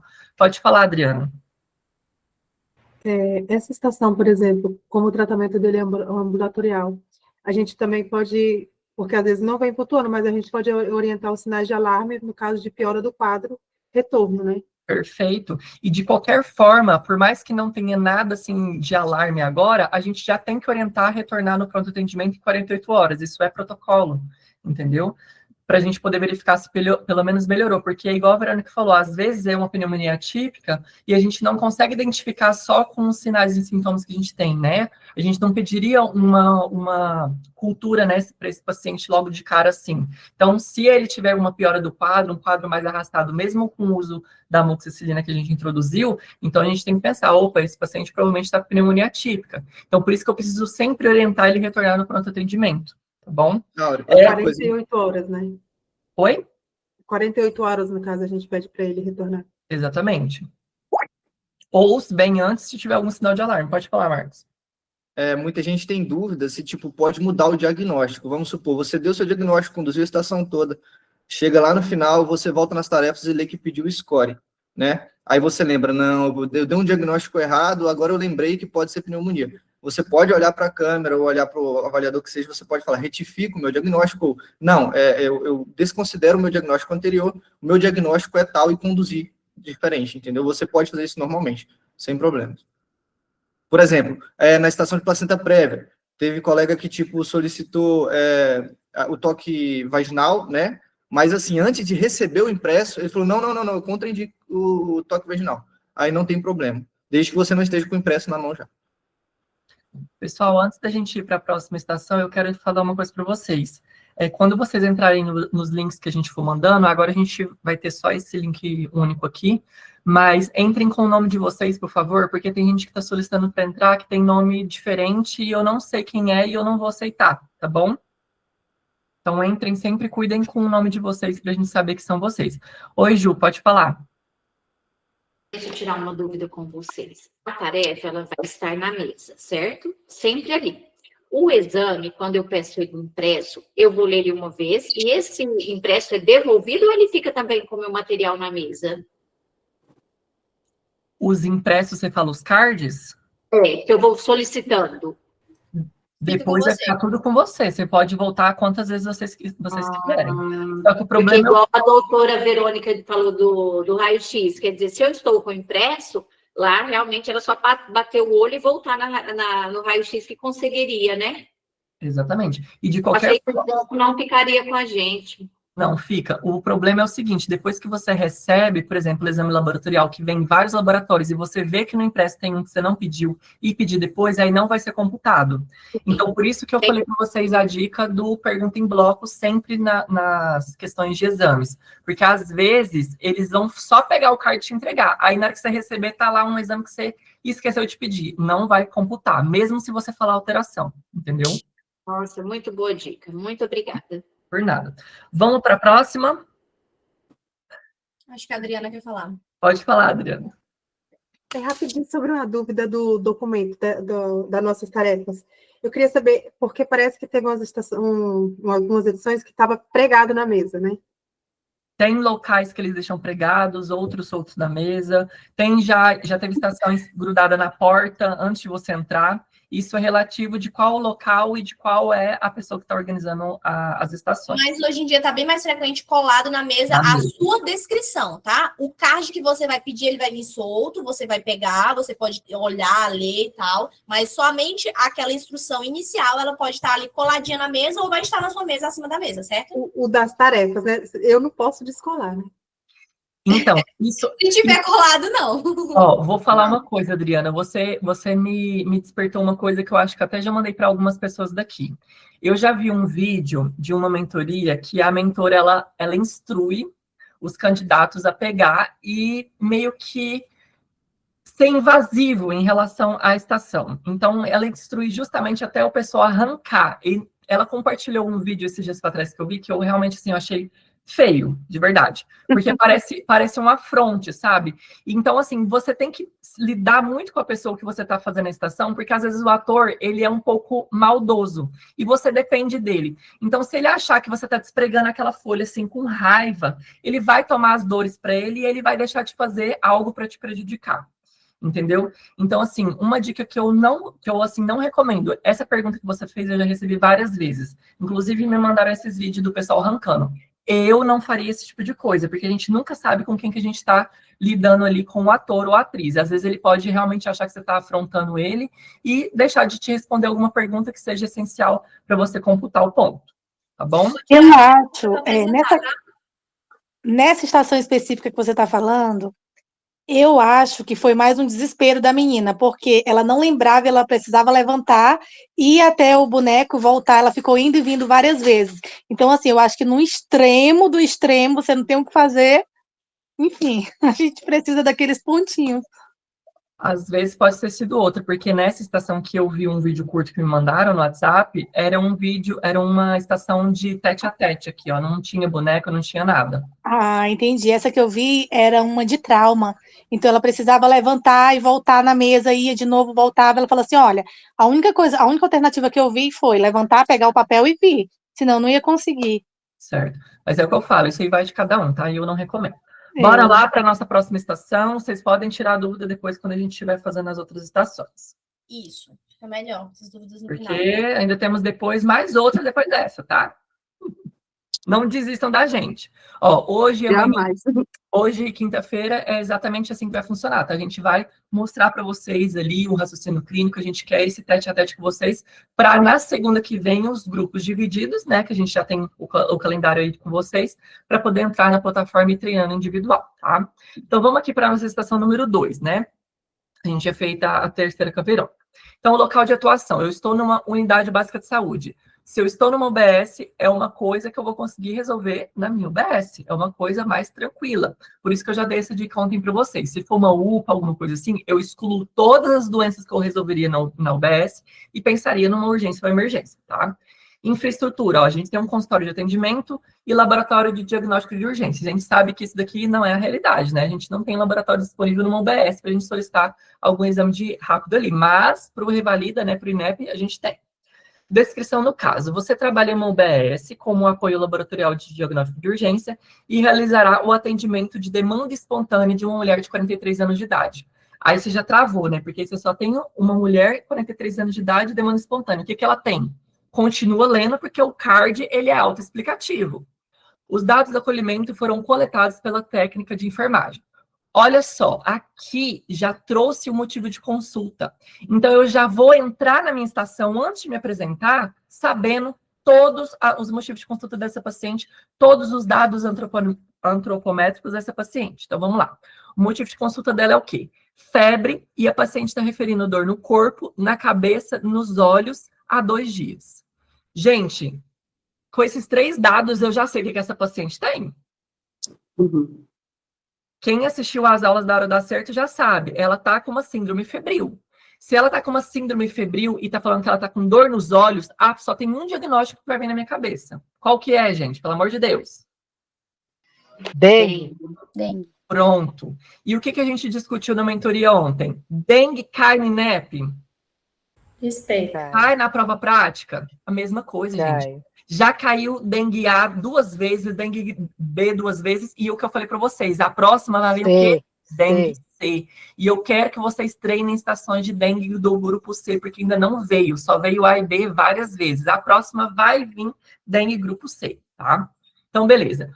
Peso dela 70 quilos, índice de massa corporal 28, a PA dela tá ok, tá? Tá 120 por 7 ali. Frequência cardíaca ok também, temperatura febril, 38,5. O que eu falei para vocês? Se eu já identifico que está com febre, eu já tenho que me remeter o quê? Que eu vou ter que prescrever o antitérmico, assim como a Verônica fez na passada. Aqui veio uma classificação de risco amarela ali, que é um risco intermediário, e vou ler minhas tarefas. Então, eu vou ter que realizar o atendimento com a anamnese da paciente, vou explicar as medidas necessárias para a correta investigação clínica e segmento do caso, ou seja, se eu tenho que investigar a parte clínica, então eu vou ter que fazer a parte da semiologia de todos os sintomas que vieram ali no meu motivo de consulta. E segmento do caso é o quê? Orientar, falar o tratamento, fazer orientações de prevenção, isso tudo vai estar incluso ali, tá? Verbalizar o diagnóstico, tirar as dúvidas do paciente. Ó, aqui tá falando, tirar as dúvidas do paciente. Então, vocês têm que enfatizar, perguntando se o paciente tem alguma dúvida, porque ela só vai responder, fazer as perguntas se você perguntar se ela tem alguma dúvida. E a quarta tarefa é verbalizar as condutas necessárias, as orientações ao paciente, demais ações a serem realizadas pela equipe de saúde da UBS. Gente, essa tarefa número 4 me recorda o quê? É uma estação de preventiva. Então, aqui a gente está numa estação de dengue dentro da área de prevenção. Se tem aqui, ó, ações, demais ações a serem realizadas pela equipe da unidade básica de saúde, significa o quê? O que a minha unidade básica de saúde faz em relação à prevenção da dengue? Então, isso a gente tem que fazer as orientações quando a gente chegar na tarefa número 4. Então, beleza, a gente já sabe o motivo de consulta dela, tudo certinho. Opa! Beleza. Se você já sabe o motivo de consulta, a gente vai fazer o quê? Anamnese, perguntar nome, profissão, idade, todo aquele corpo que eu já mandei para vocês. Depois a gente vai fazer o quê? A semiologia de todos os sintomas. Ó, ela tá com febre, com dor, com cefaleia e só. Então a gente vai fazer 3 semiologias aqui. Então façam aí a semiologia para mim da febre, por exemplo. Quem que quer falar? Se ela feriu a febre. Perfeito. O que mais? Quando começou a febre? Qual período que foi? Uhum. Meu tio conseguiu avaliar a febre. Teve delírios. Que horários que teve horário? Que horários teve? Perfeito. Convulsão. Perfeito. Se é importante fazer essas perguntas da febre, por quê? Se a minha paciente me falasse, por exemplo, que ela estaria com uma febre baixa, eu já pensaria, por exemplo, numa dengue nessa estação? Não. Não. Qual é o outro diagnóstico diferencial que viria com uma febre baixa com esses sintomas? Poderia vir? Zika. Perfeito. Perfeito. Então, só de eu fazer a parte da semiologia e ela me responder que a febre dela tinha sido aferida, que estava com 38 graus acima ali, uma temperatura mais quase chegando a 39, a gente já pensa que é uma febre alta, a gente ainda pensaria realmente na dengue ali, tá? Vamos falar agora sobre a semiologia da dor. Todo mundo já sabe, a Alicia Fredusa não pode ir para a prova sem fazer a semiologia completa da dor. Gente, põe um post-it aí que eu já mandei para vocês e fala. A, antecedente, quando iniciou, L, localização, I, intensidade, C, característica, I, irradiação, A, atenuantes e agravantes. E foi o que eu já dei dica para vocês. O Revalida, ele desmembra o fator atenuante e agravante. Então, vocês têm que lembrar deles também, tá? Porque às vezes vocês falam só o Alice, esquece do A, do Alicia, e aí lá no PEP estava o quê? No checklist estava o quê? Separado. E aí vocês não vão computar os fatores agravantes e atenuantes, tá? Depois o Freduso, o FRE de frequência, DU de duração e o SAR de sintomas acompanhantes. Então aí a gente vai perguntar o quê? O que a gente poderia perguntar de sintomas acompanhantes no caso da dengue? Gente, é o que a Verônica falou, a gente vai linkando. Eu já sei que essa paciente tem dengue, não tenho dúvidas, já está escrito no meu card que ela está em todos os sintomas de dengue. Então eu tenho que pensar nos sintomas acompanhantes que ela não me referiu. Quais são os sintomas acompanhantes da dengue? Primordial para essa mucosa, vômitos persistentes, acúmulo de líquido. Perfeito, dor abdominal, tudo a gente tem que perguntar. Porque a gente tem que remeter aos sintomas de quê? De alerta, né? De alarme da dengue. Por quê? Porque é isso que vai me diferenciar qual é o meu grupo ali, tá? Fora a questão de comorbidades, todas as perguntas que a gente já fez. Não vou ficar martelando na parte, depois dos sintomas acompanhantes, no roteiro, que isso vocês já sabem. Então, perguntar de alergia, perguntar se utilizou medicação, se já ficou internada, etc e tal. Isso tudo a gente já sabe, tá? O que eu quero de vocês é isso. Só lembrar de fazer a semiologia principal aqui. A gente fez as 3 semiologias principais. E aí, eu iria me referir para vocês que eu tenho algum sintoma acompanhante. Deixa eu só abrir aqui que a minha saiu. Na verdade, eu falaria para vocês que eu nego todos esses sintomas acompanhantes de vocês, todos. Então, se eu estou negando todos esses sintomas e só tem esses aqui, qual é o grupo que vocês viriam na cabeça de vocês? Grupo A? Grupo A. Perfeito. Só que tá faltando alguma outra coisa para eu... Teria que ver a prova do laço se você tem comorbidade. Perfeito. Vocês me perguntem se eu tenho comorbidades, eu neguei, permaneço no grupo A. Então, agora vocês vão solicitar o quê? O exame físico, certo? Uhum. E aqui está o ponto-chave, gente. Ali, ó, nas minhas tarefas, está falando para eu realizar o meu exame físico no paciente? Tá ou não tá? Não. Não, só para realizar o atendimento, né? Isso. Então, eu vou solicitar, eu não vou realizar, eu vou solicitar o meu exame físico. E aí, vocês vão falar para fazer o exame físico completo da paciente, com todos os aparatos, tudo certinho. E aí, emendando isso, vocês vão falar o quê? Solicito também a prova do laço desse paciente. Por quê? Porque aí o ponto primordial, que é o que eu falei para vocês. Concluir o meu pedido, eles vão me entregar um card só. E nessa estação, veio os 2 cards em um card só. Tanto o exame físico, tanto a prova do laço. E qual que é a importância da prova do laço aqui? O que eu preciso fazer com essa prova do laço, esse resultado aqui? Contar as petecas. Exatamente, contar as petecas. Deixa eu só ver se eu consigo dar o zoom para vocês contarem as petecas aqui desse paciente. Vocês conseguem enxergar as petecas? Pode até solicitar, talvez, eu não lembro, mas pode até solicitar você explicar como vai ser a prova do laço. Perfeito. Se a gente aproveitar nesse momento, eu vou realizar a prova do laço, onde eu vou medir a pressão sistólica e a pressão diastólica e vou tirar a média. Deixar 5 minutos em adulto e 3 em criança. Perfeito, tá Pablo. certo, né? Marcar um quadrado de 2x5 e depois disso contar as petecas que está dentro. Perfeito, eu já ia falar sobre isso, mas o Pablo já explicou perfeitamente. Não se preocupem que lá no documento que a gente vai mandar está escrito certinho como que faz a prova do laço. Por mais que não venha ali descrito no caso clínico, a gente pode fazer. Por quê? Porque já teve estação de dengue que pediu e teve algumas que não pediu, e as que eles não pediram, estava lá no PEP para você realizar a prova do laço. Então, você vai deixar de fazer uma coisa que você sabe? Vai, por mais que não esteja na tarefa, tá? O INEP, ele tem essas coisas assim para pegar a gente mesmo, de surpresa. Mas então... Uau! Oi. Nesse caso aí, igual você pediu o exame físico, aí já entregou a prova do laço. Aí, antes de eu falar da prova do laço, eu falo, solicito e realizo a prova do laço e falo como que é, ou só falo como que é? Exatamente, você já vai falar antes de receber o card, porque se você receber o card, você não vai pontuar mesmo se você explicar. Mas eu vou falar uma coisa para vocês, essa estação, por exemplo, aqui, ela é uma estação mais antiga. Na última de dengue, eles já viram que deu problema das outras vezes, e eles colocaram o card separado, tá? Então, atualmente, eles colocam um card separado, coloca lá na anamnese. Caso você precise fazer o exame físico no paciente, demonstre com o esfigma, entendeu? E aí, lá na mesa, inclusive, vai estar o esfigma para você poder colocar e exemplificar como que você faria a explicação igual o Pablo deu, entendeu? Beleza, então vocês vão contar as petecas aí. Contou? Quantas petecas que tem nesse braço? Eu sou um homem adulto, não sou criança. 23. Se for adulto, é mais de 20, já é positivo. Perfeito. Então, de 20. Exatamente, então tá acima de 20. Então, do grupo A que a gente tinha pensado, fomos para qual grupo agora? B. Grupo B. Perfeito. Não temos mais dúvidas, então. Então, verbaliza sempre o diagnóstico de dengue e o grupo que pertence ali, tá? O que mais, depois do exame físico, que é pertinente a gente solicitar aqui nesse caso? Ó, correta investigação. Oi? Exames laboratoriais. Perfeito. De laboratório para dengue, o que eu preciso realmente ter, assim, de certeza para eu... Hemograma. Plaqueta. E aqui está um ponto importante. Alguns falaram hemograma, outros falaram plaquetas, outros falaram os dois juntos. Na dúvida, gente, a gente não sabe como que vai estar no PEP ou no CARD. Então, o que a gente tem que lembrar? Solicito hemograma com plaquetas. Então, essa verbalização vai computar ali. Por quê? Porque, às vezes, vai vir separado a plaqueta no CARD e o hemograma no outro. Eu já vi isso nas estações do Revalida, do INEP. Então, a gente tem que solicitar. Solicito hemograma completo com plaquetas. Ok?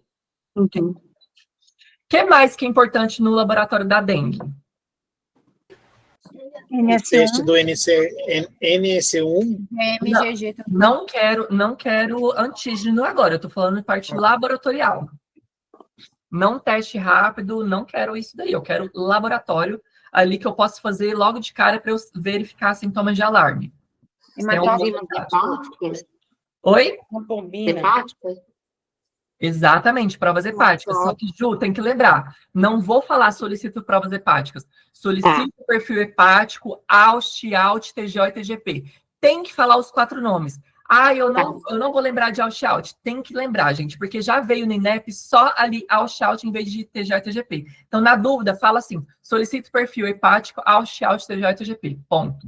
Você falou os 4 nomes. Mesmo a gente respondendo para você, se policiar e começar a falar de um jeito certo, né? Aqui mesmo. Exatamente. A gente está no treinamento aqui, mas eu quero que vocês respondam completo, tá? Nome, sobrenome, todos os nomes que vocês lembrarem, tá bom? O que mais que é importante, além do perfil hepático? O exame de urina para diagnóstico de diferença. Urina simples. Perfeito, para diagnóstico diferencial. Então, isso tudo a gente vai pedindo, tá? Mas aí, no INEP, o que eles vieram nessa estação foi somente o quê? O resultado do laboratório aqui do hemograma com leucócitos e as plaquetas. E essas plaquetas, tá me preocupando ou não tá? Não. Não. Ainda está boa. Perfeito. Gente, o INEP, ele é assim, meio que faz de propósito. Ele quase coloca assim no limite inferior da normalidade para a gente assustar e falar assim, meu Deus, eu vou caçar caramiolas, esse paciente já vai estar com plaquetopenia, eu já vou ter que internar esse paciente, ele está com risco de sangramento. Para de paranoia. O INEP ele vai colocar quase no limite para a gente poder travar a cabeça, mas não caiam nessa, tá? Se tá ali, ó, se tivesse 150.001, era dentro do valor de normalidade, ok? Então, aqui tá tudo normal, exceto a leucopenia, né? E aí, nesse caso, é igual eu falei para vocês ontem da leucocitose. Se eu vejo que tá aumentado, leucocitose com desvio à esquerda. Se eu tô vendo que tá diminuído, leucopenia, tá? Se tivesse plaqueta baixa, plaquetopenia. Isso tudo a gente tem que verbalizar o nome que vai estar no pé, tá bom? Aí, beleza, vocês tinham falado também sobre os antígenos, né? Agora eu vou perguntar para vocês. Nesse caso aqui, conforme os dias de sintoma que eu falei para vocês, qual é o antígeno que eu vou solicitar? Quantos dias que eles estavam de sintomas? São 5? Só recordar aqui. Há 2 dias. NS1. O NS1. NS1. Perfeito. E aí, como que vocês solicitariam o NS1? Vocês só vão falar, solicita o NS1? Solicito o teste de NS1. Não. Sorologia? Não. Antígeno? Solicito o teste rápido para dengue NC1. Perfeito, Pablo. Perfeito. Por quê? Porque se você... Pablo arrasa. Se lá no PEP tiver E esse não sabia rápido, direito. Ó, se lá no PEP tiver teste rápido e não tiver o NS1, e se você tiver solicitado o NS1, eles não vão te dar o ponto. Isso é, assim, horrível do INEP, porque a gente sabe que o teste rápido é o NS1. A gente sabe. Só que o INEP, ele vai pegar a gente no que a gente sabe mesmo. Então, a gente vai mostrar para eles que a gente sabe que o teste rápido chama o NS1. Porque já veio a estação de dengue que estava lá. O candidato solicitou o NS1. E já teve outras estações que falou o quê? O candidato solicitou o teste rápido. Na dúvida, vamos fazer igual o Pablo falou. Solicito o teste rápido para dengue NS1. Fim. Agora, se tiver passado do 5º dia, 5º, 6º dia ali, a gente solicitaria o quê? IgM. Perfeito, Gil. Só que como que eu vou verbalizar? Solicito o quê? Ai, que incrível. É assim mesmo, gente. A gente assusta, mas o INEP é desse jeito. Solicito teste imunológico para dengue, IgM e IgG. Perfeito, Pablo. Por quê? Porque é a parte da imunologia, o IgG e o IgM. Perfeito. E tem que falar que a sorologia é para dengue, porque se você só falar e lá no PEP estiver falando solicitou sorologia para dengue, eles não vão... Sorologia. Exatamente. Então, aí, nesse caso, eles ainda foram bonzinhos, ó. Eles colocaram todos juntos aqui, tá? Então, aí, nesse caso, qual que veio o reagente ali? NS1? NS1. Reagente. Agora, eu vou falar uma coisa para vocês. Precisava da gente pedir esse NS1? Não. Não, o contexto clínico epidemiológico do meu paciente, ele já me remete a dengue. Não tenho que obrigar com a questão. Só que é obrigatório, no protocolo está sendo obrigatório pedir o NS1? Sim. A partir de qual grupo? Grupo A, não. A partir do grupo B. Do B. Certeza? Creio que sim. Eu duvidei. Gente, o protocolo fala que o NS1 no grupo B é só se tiver disponibilidade.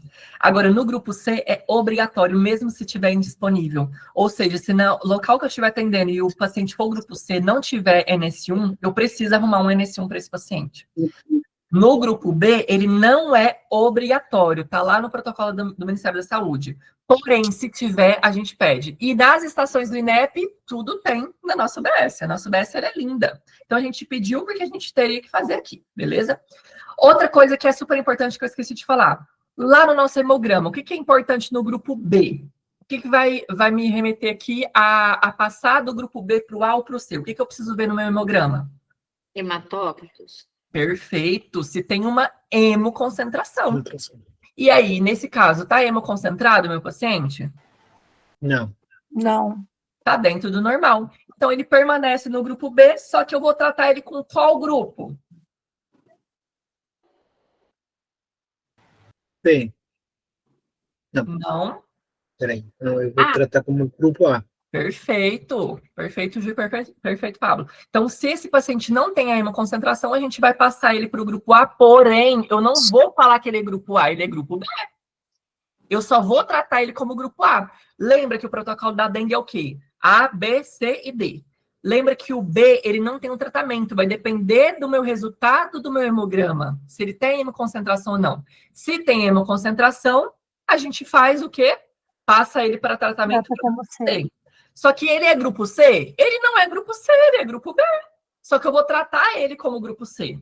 Agora, se ele não tiver uma concentração igual tá nesse caso aqui, a gente vai tratar ele como grupo A. A gente vai subir uma escadinha. Ok? Ficou dúvidas nessa questão, nessa parte? Não. Muito show a explicação. Nossa, muito. Então, beleza. Então, agora a gente vai poder fazer o tratamento. O que a gente tem que fazer de tratamento aqui para esse paciente? A gente já sabe que ele é grupo B, já fechamos o diagnóstico, verbalizamos. Paciente, você tem dengue do grupo B. A gente vai fazer o quê? O tratamento. Como que é o tratamento que eu vou fazer para esse paciente lá do grupo A para ele? Como que é o tratamento? Hidratação oral. Via oral. Perfeito. O que mais? Dipirona. Perfeito. Diurético, dipirona, paracetamol. E aí falar para ele retornar 48 horas para repetir o hemograma. Perfeito. E agora a gente tem substância de alerta. Calma, a gente ainda não chegou na orientação. Vamos falar do tratamento, tá? A gente ainda está falando sobre a reidratação. Então, vocês falaram para mim que a gente vai fazer reidratação via oral. Agora, o que veio lá na minha ficha do paciente ali que é importante para reidratação? Lê aí na tela. O peso. Perfeito, Agatha. O peso. A gente não tem que fazer a conta, o cálculo da hidratação desse paciente? Como que eu faço o cálculo do grupo A na dengue?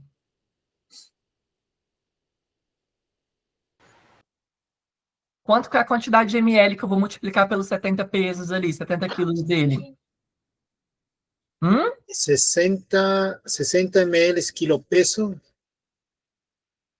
Isso por dia. 60 dias.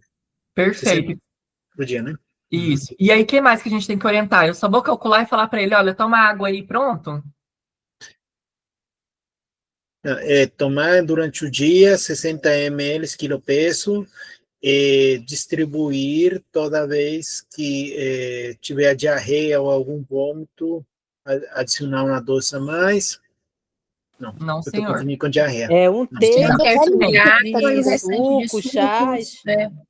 Tem que falar o quê? 60 ml por quilo, que vocês vão calcular lá. Gente, se tiver uma calculadora na mesa, é porque você vai ter que calcular, tá?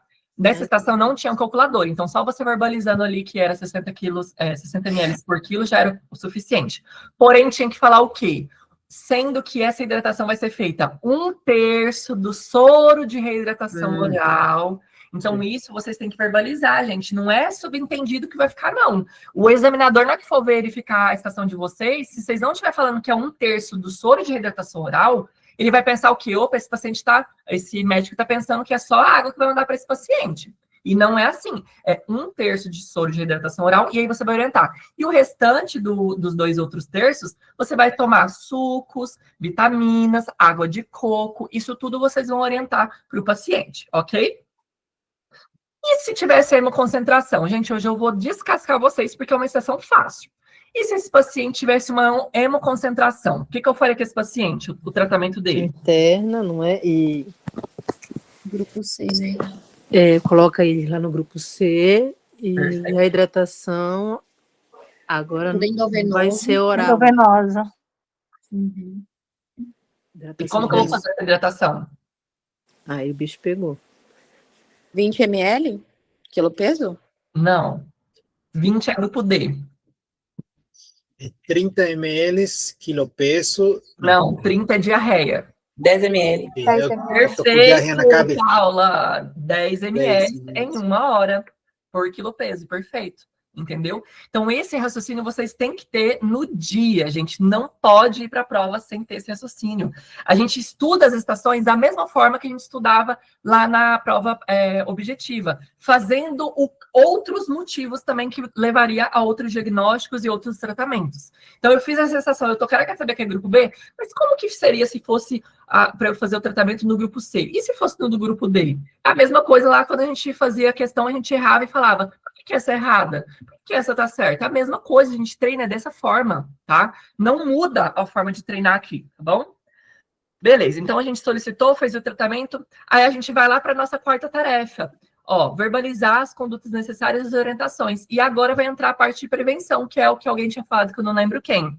Falem aí para mim medidas de prevenção, né, sobre a dengue, tudo certinho. Vamos falar para orientar para anti-inflamatório, para não usar anti-inflamatório. Né? Perfeito, e contraindicar em casa e uso de mosquiteiro, repelente, limpo, camisas mangas longas, água parada. Ó, vou utilizar o que a Ana falou e vou dar um adendo.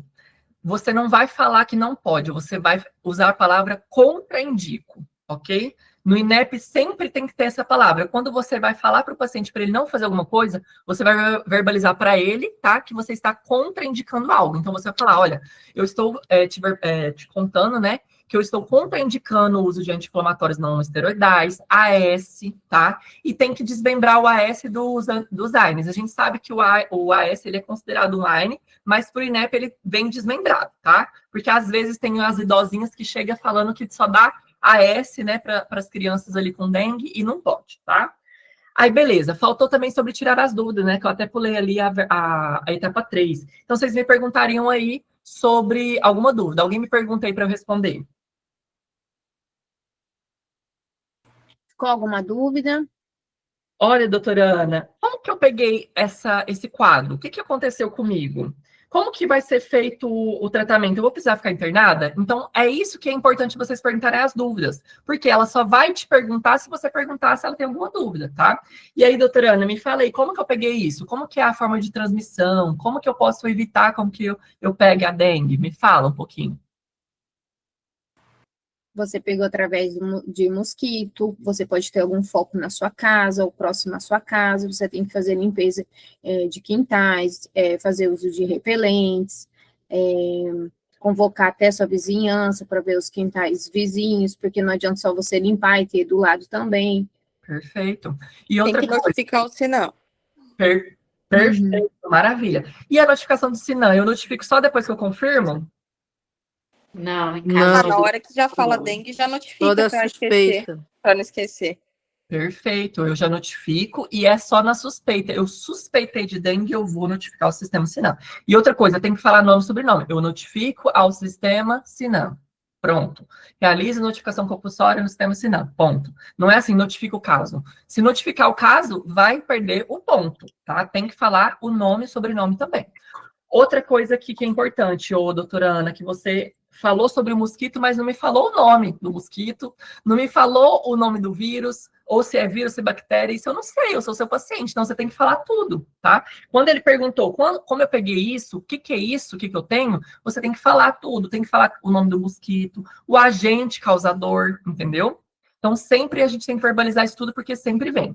Outra coisa, se é medidas de prevenção, como vocês já falaram, que eu tinha até esquecido de falar no começo, é importante, igual a Ana falou, perguntar se tem alguém na vizinhança com os mesmos sintomas. Por quê? Porque, geralmente, quando a gente tem surto, né, endêmico de dengue, ali aquela região que a gente mora, tá todo mundo doente, né? Porque o mosquito, ele vai viajando ali, picando todo mundo e transmitindo o vírus da dengue para todo mundo. Tá? Então, tem que lembrar de perguntar se tem alguém dentro de casa ou algum vizinho, se tem dentro de casa água parada, e aí você já emenda e fala essas questões que vocês falaram para não deixar água parada, utilizar repelente, tudo certinho, tá bom?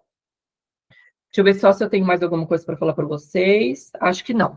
Vamos corrigir no pé, porque a gente termina com a próxima estação com o Marcos. Deixa eu só colocar aqui.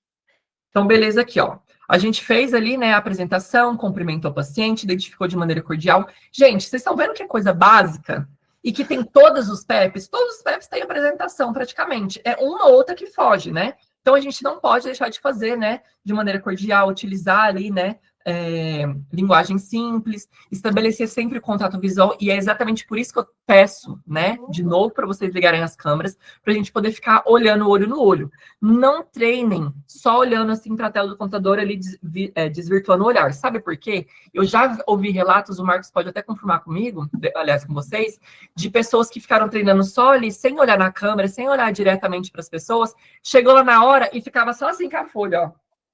E aí o paciente está à frente, eles estão olhando a folha assim, só olhando ali e pronto.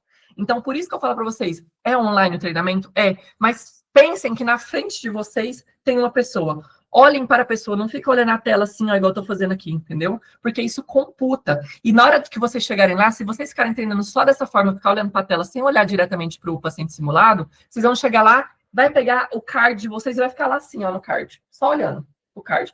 Você tem algum sintoma acompanhante tal? Você já fez uso de medicamentos? O quê? Você está perdendo o contato visual. A pessoa que for assistir e corrigir sua estação vai ver que você desviou o olhar e vai te dar 0 naquele ponto. E olha só quanto que valeu essa questão do visual, 0,25. Tem gente que reprova por 0,001 décimo.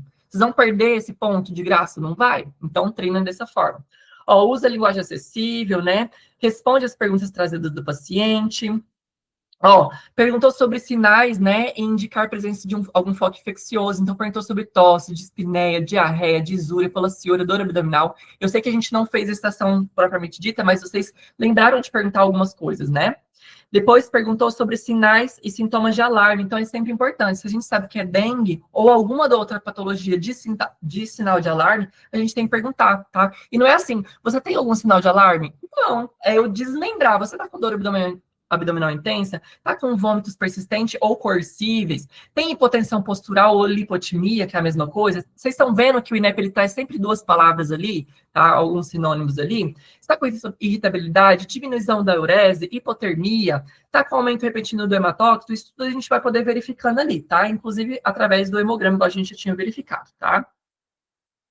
Deixa eu passar para a próxima página aqui. Pergunta sobre contexto socioambiental, que é extremamente importante, né? Então, a gente tem que verificar ali, né, em questão de moradia, porque às vezes a gente está em alguma doença ali que é transmitida, por exemplo, por falta de saneamento básico, tá? Então, isso tudo a gente tem que lembrar. Outra coisa, nem todo mundo sabe que não deixar água parada evitaria a dengue, né? Então, às vezes, isso também é englobado nessa parte socioambiental ali, tá? A falta também de própria instrução dos pacientes, tá? Indica a realização de exame físico, olha só, aqui só precisou solicitar, ó, explicou corretamente, né, a prova do laço, e olha só o que eu falei para vocês e que o Pablo também já enfatizou. Nesse PEP, não tinha na sua tarefa verbalizar o que você estava fazendo, mas olha ali, ó, 0,5 era só para você fazer. Então, às vezes, o INEP, ele traz isso para vocês para realmente eliminar quem não sabe, quem não explicou ali a prova do laço. Então, se você sabe que é dengue, você sabe que tem que solicitar e fazer a prova do laço, verbalize, tá? E aí a gente colocou, ó, explica corretamente a medida dos resultados da PA ali em duas posições da prova do laço, tá? Explicou a PA em duas posições corretamente, enfim, pontuou ali.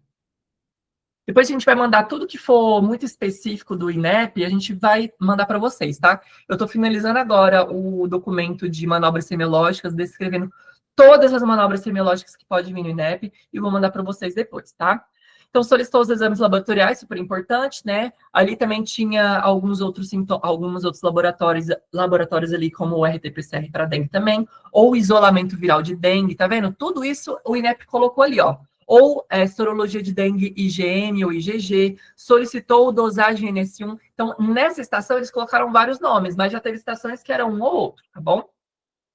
Verbalizou o diagnóstico corretamente de dengue com o estadiamento do grupo B, e explicou, né, de forma clara o contágio da dengue, igual a gente já tinha perguntado para vocês, né, e a abordagem comunitária. E olha só que importante, lembra lá da nossa tarefa 4, que eu já tinha falado para vocês? Se falou que vai ter que ter alguma abordagem ali, a explicação, então é porque lá no meu PEP vai estar. Então, olha lá, ó, indicou a necessidade de abordagem comunitária com ação multiprofissional, tá? Então, o que acontece? Eu vou falar para os meus agentes comunitários de saúde, ou enfermeiro, ou agente de combate à endemia, que aquela localidade daquele paciente, ele está, né, com uma endemia de dengue, tá? Aquela localização ali está tendo surto de dengue. Então, eu vou mandar minha equipe até aquela região para quê? Opa, será que naquele terreno baldio ali não tem alguma tampinha ou um pneu parado ali que está realmente acumulando água? Então, essas instruções também computam no PEP, tá vendo? Isso é muito importante lembrar.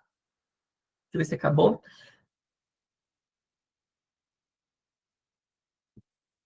Olha o tamanho desse PEP, gente, é gigante, tá? Depois, sobre a notificação do sistema Sinan, que é igual vocês já falaram, né? Então, olha só, vou realizar a notificação do sistema Sinan dos casos suspeitos de dengue, vou fazer uma avaliação dos novos casos no território, vou fazer intervenção em criadouros, isso tudo estava no PEP, tá vendo? E olha só, para ser pontuado ali, pelo menos 2 dessas ações deveriam ser realizadas, tá? E o tratamento, que é conforme a gente já falou. Só que essa estação está falando 80 ml porque era protocolo antigo, tá? Atualmente, atualizem aí quem tiver errado aí, é 60 ml e não 80, tá? E aí o resto da explicação a gente já falou, tá? Olha só, não acrescentar outras medicações não indicadas, como o quê? Por exemplo, antibiótico. Então, se a pessoa não soubesse o que era ali e passasse um antibiótico, não ia ser considerado, tá bom? Encerrar o atendimento, ó, listando os problemas levantados com as ações pactuadas, aprazar o retorno ali em 48 horas, alguém de vocês falou, né, que teria que retornar para poder fazer um novo hemograma, perfeito, porque ele é do grupo B, tá? Solicitar um novo hemograma, importantíssimo. Então, antes de eu liberar o meu paciente ali com a dengue, eu já vou mandar ele para casa com o papel da solicitação de um novo hemograma, tá? Não é só aquele hemograma que eu fiz ali que vai servir pronto e acabou, porque eu preciso, às vezes, ver que esse paciente do grupo B vai passar para o grupo C por causa de uma concentração, por exemplo, tá? Esclarece sobre os sinais e sintomas de alarme, como a gente já tinha discutido, e questionar algumas dúvidas adicionais. Beleza, deixa eu ver se tem mais algum aqui, arrasta para baixo. E foi isso. E aí, no final do documento, tem todo o roteiro para vocês irem treinando também, tá? Não se preocupem, a gente vai compartilhar com vocês tanto esse documento, tanto o outro também, que eu já tinha mostrado para vocês ontem, tá bom? Ficou alguma dúvida, gente, em relação a essa estação? Alguém tem dúvida em dengue, que eu já aproveito e tiro? Vocês estão me ouvindo, gente? Ninguém tá falando nada? Eu não entendi sua última pergunta, Áureo. Estou fazendo meu post da hidratação, porque eu sempre confundo com a hidratação da diarreia. Eu também. E é o que eu sempre disse nas aulas da Hora do Acerto. Colhem 2 post-its aí. Diarreia, dengue. Não dá para confundir mais. A gente já está chegando à revalidação. O CRM está batendo na nossa porta. Eu já procurei aqui o protocolo para poder realmente memorizar o tratamento, porque realmente estou confundindo. Alguém tem mais alguma dúvida? Não, né? Então, bora lá, porque até 9 horas eu quero ter terminado essa mentoria de hoje. Agora eu vou passar a palavra para o Marcos e ele vai fazer um treinamento bem show com vocês, diferente, porque é assim, né? O Marcos, ele quer ser o diferente. Então, ele inventou um negócio aqui, uma metodologia que destoou um pouquinho eu e da Verônica. Então, se prepare que vocês nunca viram um treinamento igual esse que o Marcos vai dar agora, tá? Deixa eu parar de compartilhar a tela para vocês. E, inclusive, justamente que eu deixei ele para o final por causa disso, porque quem ficou até o final hoje da mentoria vai receber, assim, um material diferenciado aí. Uma forma diferente de treinar. Ele está querendo graça, né? Não, pessoal, como eu fiquei por último, né? Eu pensei numa metodologia diferente para a gente pensar em raciocínio clínico, né? Destacar a importância daquela ordem de atendimento que a gente passou para vocês. Então, vocês já vão saber o diagnóstico também, para vocês não ficarem tão cansados assim. Mas, por exemplo... Está travando, doutor Marcos? Pois não? Está travando para vocês? Está travando para mim também. Não, para mim aqui também. Mas agora já normalizou. Já normalizou, já. Pode continuar. Tá ok agora? Bora. Tá, eu acho que vou ter que mudar o local do meu computador aqui para ficar mais próximo ao roteador, porque acho que sempre está assim. Mas então, dado isso, eu pensei, vou mostrar para vocês assim, uma forma de aplicar uma estação, vocês já vão saber o diagnóstico, entendeu? Sobre síndromes dos ovários policísticos, né? Como aplicar ele na nossa ordem de atendimento e a gente poder até, por exemplo, quando eu vou estudar sozinho, uma maneira da gente estudar, certo? Que vai dar certo na maioria das vezes.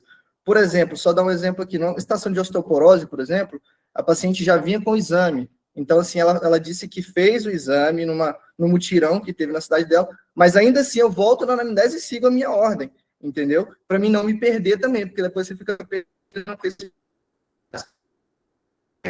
primeiro que pedir a estação e vou aplicar ela na nossa ordem de atendimento. Doutor, está travando muito agora. Marcos, tá travando muito? Eu acho melhor você levar lá para perto do seu roteador. Tá. Segura um minutinho que eu vou levar. Vai conversando aí.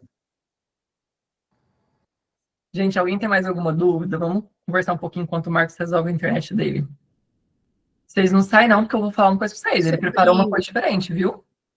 Sobre os exames, às vezes, quando eu vou pedir, às vezes eu me perco. Hemograma. Mas aí, quando vem o papel, vem muito mais que o hemograma. Depois que eu peguei o papel, eu posso falar lá o que tá lá ou não vale mais? Não vale mais.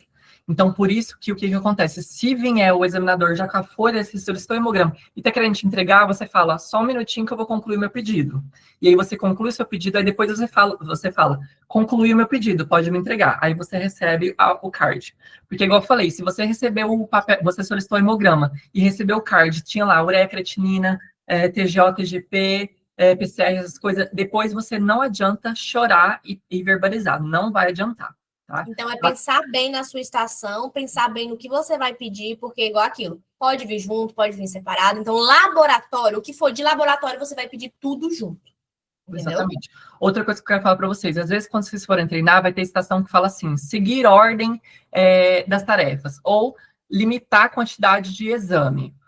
Isso não está existindo mais no INEP, tá? Porque deu muito problema, e chegou até quase fazer prova de reaplicação, se eu não me engano, acho que em 2022, 2023, sei lá. Então, assim, atualmente eles não estão deixando claro quantidade de exames, mas às vezes eles vêm assim, será pontuado os 3 primeiros exames principais.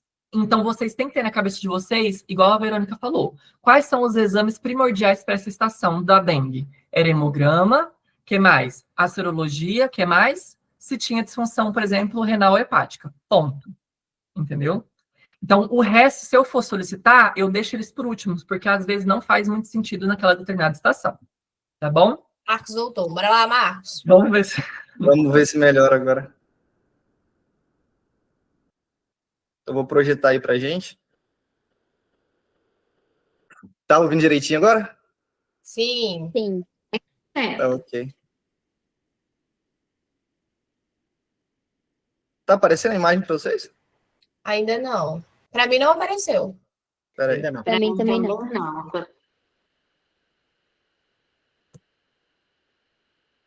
Deixa eu colocar aqui. Para mim tinha aparecido, eu acho que é porque estava carregando para os outros. Vamos esperar chegar aí. Eu já coloquei para projetar. Para mim tá aparecendo também. Apareceu aí? Ainda não.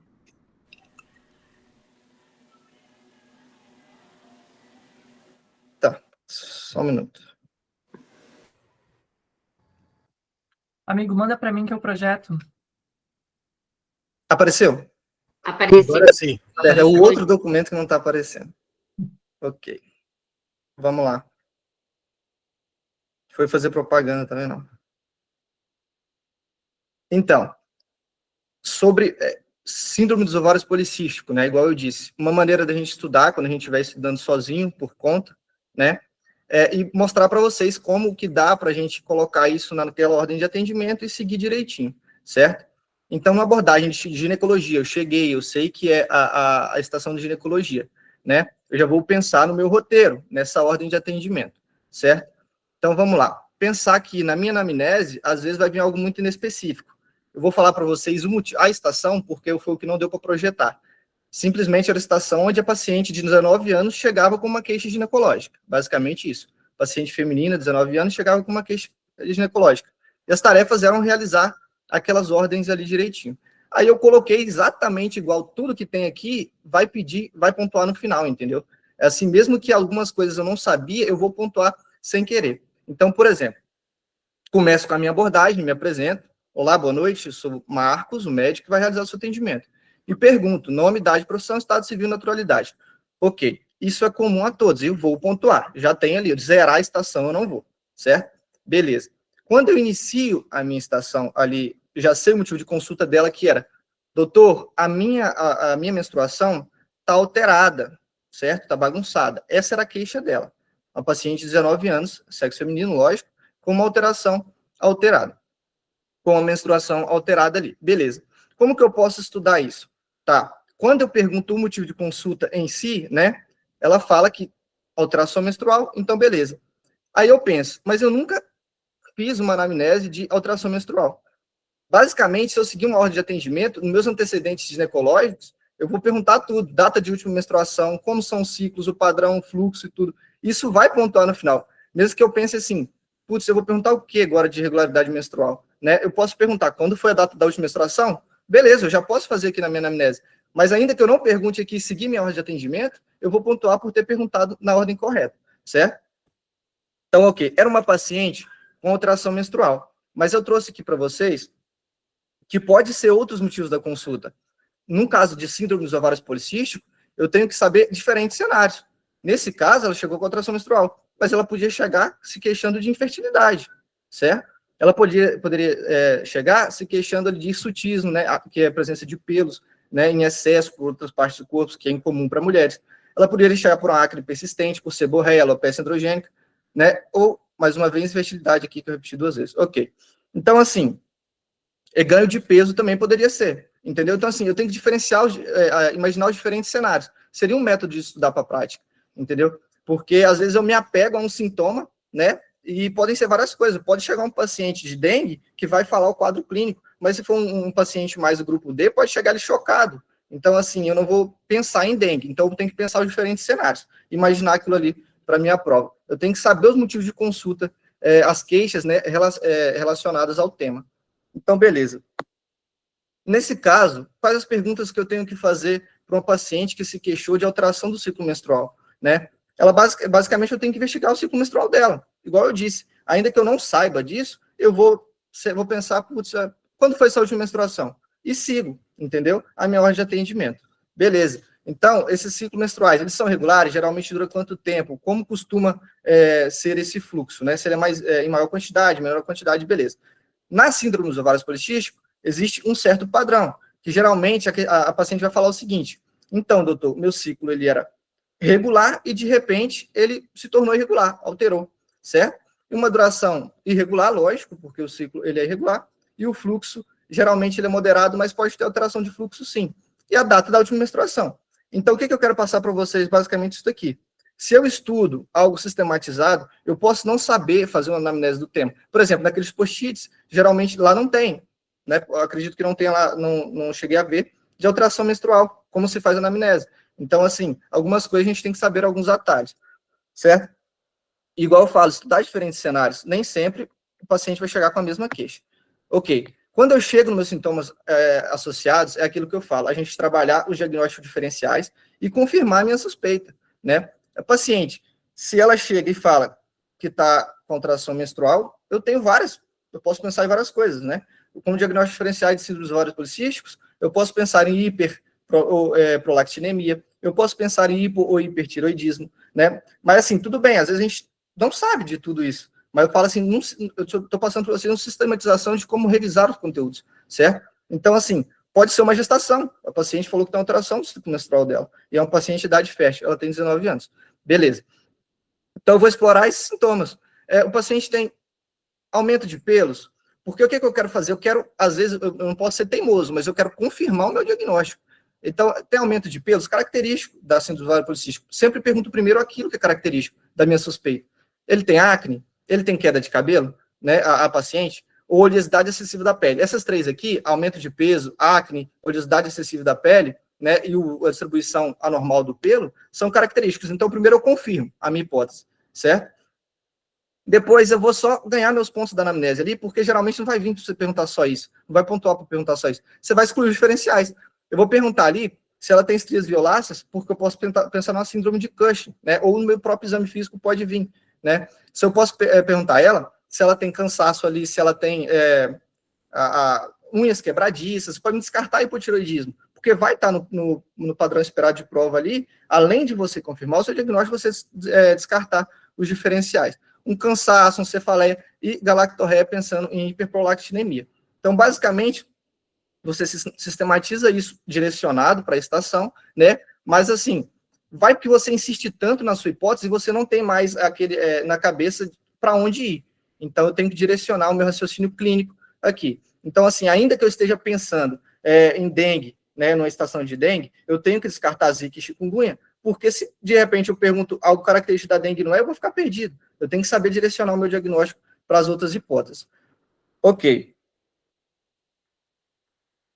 Agora, mais específico sobre a síndrome dos ovários policísticos, como, seguindo a ordem de atendimento aqui, né, do nosso material. Antecedentes médicos pessoais. Aquilo tudo que já foi perguntado na minha anamnese, igual eu disse, se eu não soubesse que eu tinha que perguntar aquilo lá e perguntasse depois, ia pontuar, entendeu? Porque eu fiz os antecedentes ginecológicos, eu perguntei a menarca, que é quando foi a primeira menstruação, eu perguntei se esses ciclos eles são regulares e quanto tempo geralmente ele dura, como costuma ser o fluxo, ou seja, essa minha anamnese ali em relação à queixa da paciente, né? A última consulta ginecológica vai ser um rastreio de oportunidade, porque tá ali, geralmente vem para pontuar como ponto extra, só por perguntar, porque eles querem acumular coisas ali para você pontuar cada vez menos, né? Vida sexual, sim, eu tenho que investigar ali tanto isso quanto o método contraceptivo, porque poderia ser uma gestação. Então, eu tenho que mostrar para o examinador que eu estou descartando os meus diferenciais, né? Então, assim, beleza, eu não tenho esse raciocínio na minha cabeça, mas eu estou seguindo a ordem de atendimento, entendeu? E no final, você vai ver que você pontuou, assim, eles, ainda que você não tinha esse raciocínio, você pontuou, né? Ok, comorbidades é aquilo que a gente fala. Às vezes, se você sabe direcionar, é bom, né? Numa paciente com síndrome dos ovários policísticos, geralmente tem resistência insulínica, né? Está relacionada à hipertensão arterial. Então, eu posso direcionar, você tem hipertensão, alteração metabólica, hipertensão, diabetes mellitus ou doença da tireoide, eu posso direcionar minha pergunta sobre as comorbidades, porque pode vir, sim, o padrão esperado de prova mais específico, né? Ok. E outra coisa, você descarta de vez, né? A paciente não tem doença da tireoide, lógico, ela pode estar desenvolvendo incomum para o caso, entendeu? Devido às queixas dela.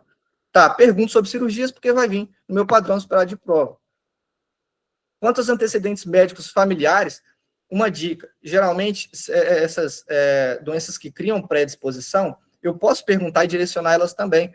Asma, né, atopia na família, eu posso perguntar essas coisas porque vai vir, geralmente o INEP, ele te induz ao diagnóstico, mesmo se você seguir a ordem correta, entendeu? Então, assim, eu pergunto, se tem alguém na família que tem síndrome dos ovários policísticos, tem história familiar de dislipidemia, diabetes, obesidade ou infertilidade, né? Infertilidade que também pode ser uma queixa de endometriose, que é um tema que tem se falado muito na questão de cair no revalida. Por isso que na minha anamnese eu tenho que perguntar se ela tem dor pélvica e se ela piora nos ciclos, para me descartar também, entendeu? Seguir um raciocínio clínico. O que eu estou querendo dizer?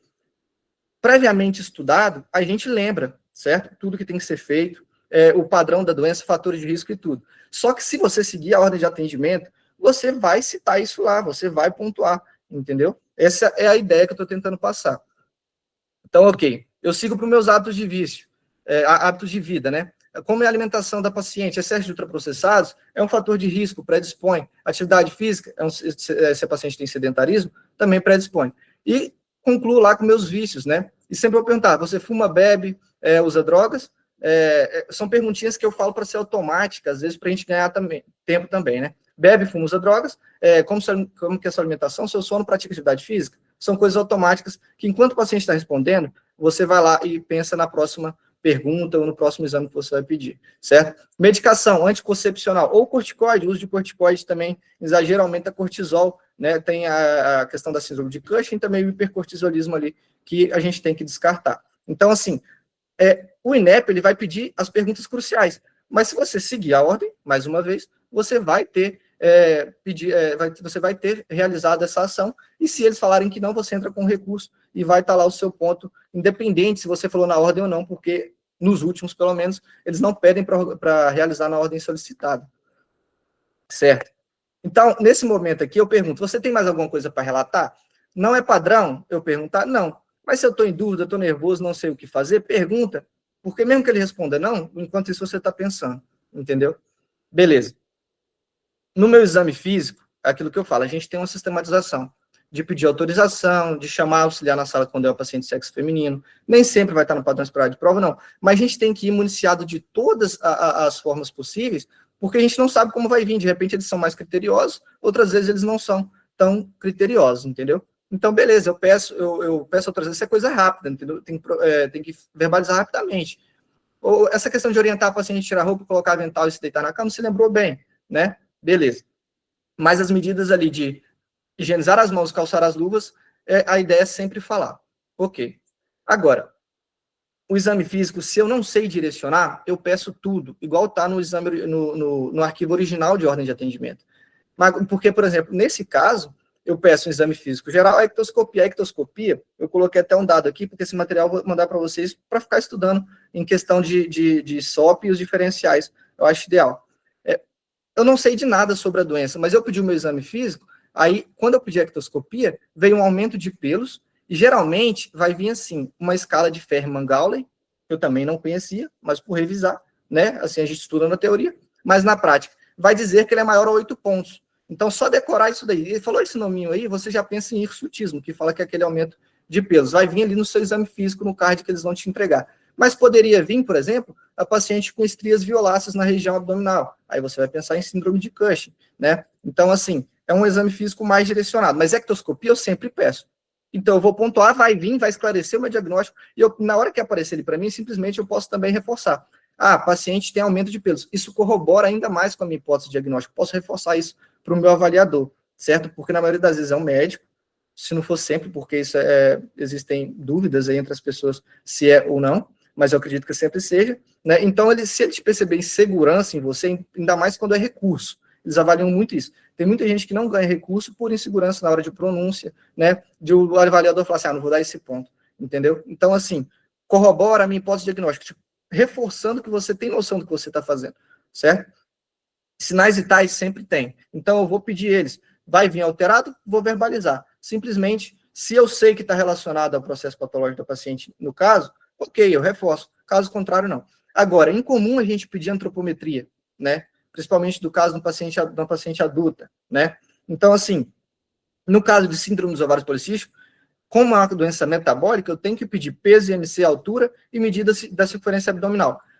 Ok, é muito mais fácil se eu solicitar. Ectoscopia, né, exame físico geral, ectoscopia de pele e mucosas, sinais vitais, antropometria.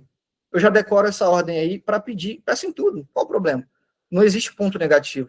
Então, eu tenho que sistematizar esse exame físico para não se perder aí, perder um pontinho ou outro besta, porque isso é importante para a estação, né? E aquilo que eu estou falando, de seguir uma ordem, de criar um padrão, para não perder os pontos, que aí você não é obrigado a saber de tudo, é difícil saber de tudo, mas que você pontua se você sistematizar isso tudo na sua cabeça. Ok. Tá. Sigo com o meu exame físico, solicito todos. Exame físico geral, ectoscopia de pele e mucosa, solicito sinais vitais, antropometria, exame físico segmentar, respiratório, cardiovascular e abdominal, e solicito exame físico ginecológico. Aqui é uma dica que eu dou. Toda vez que eu solicitar exame físico ginecológico, primeiro, eu tenho que citar essa ordem aqui, o ideal é citar inspeção estática, dinâmica, né, quando for das mamas. Inspeção estática, dinâmica, palpação de linfonodos, palpação das mamas e expressão papilar. O ideal é sempre verbalizar isso quando eu vou pedir o meu exame físico ginecológico de mamas, tá? Mas se não lembrou, exame físico ginecológico, mamas, inspeção vulvar, exame especular e toque vaginal. Sistematizei isso, fica automático e eu vou pontuar, entendeu? Então, ok, no caso da paciente de síndrome dos ovários policísticos, se vier uma paciente que a expressão papilar tinha galactorreia, então eu vou investigar uma hiperprolactinemia. Então, assim, eu não sabia o diagnóstico. Ou eu pensava uma coisa, no meu exame físico veio outra, eu já direciono para o outro lado, ok? Peço o restante do meu exame físico ginecológico, que é padrão, sempre vai pontuar. No caso aqui, não vem ao caso no exame físico obstétrico, né? Então, não tem necessidade. E nem vai vir no padrão esperado de prova. Agora, mais teórico, é a questão que eu falo. De condutas, sempre tive muita dificuldade, né? E investir nisso, em pensar em condutas. Fiz um caderninho, anotei em ordem alfabética, sempre revisava, da minha maneira, de uma maneira que ficava mais fácil para mim. Algumas condutas são mais simples, outras são mais complexas, né? Então, assim, tipo um caderninho de erros. Vou lá e anoto a minha sequência ali, a minha conduta, que vai ser daquele jeito ali para todas. A maioria das vezes eu vou acertar, entendeu?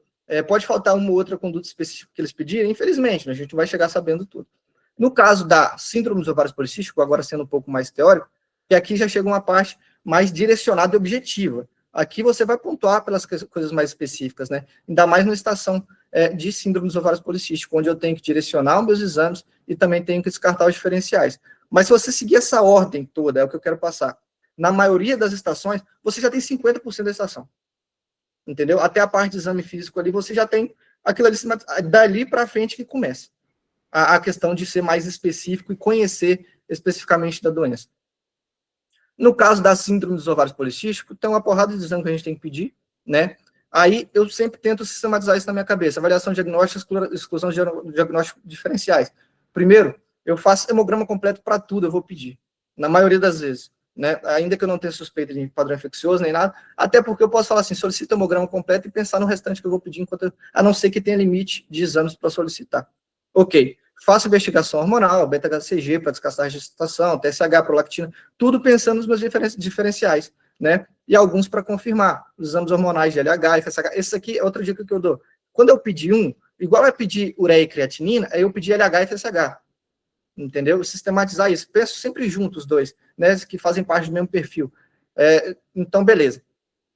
Se eu sei que eu tenho que fazer avaliação metabólica, eu peço lá a minha glicemia de jejum, hemoglobina glicada e um perfil lipídico. Posso falar de diferentes formas, perfil lipídico, colesterol total e frações, com triglicerídeos.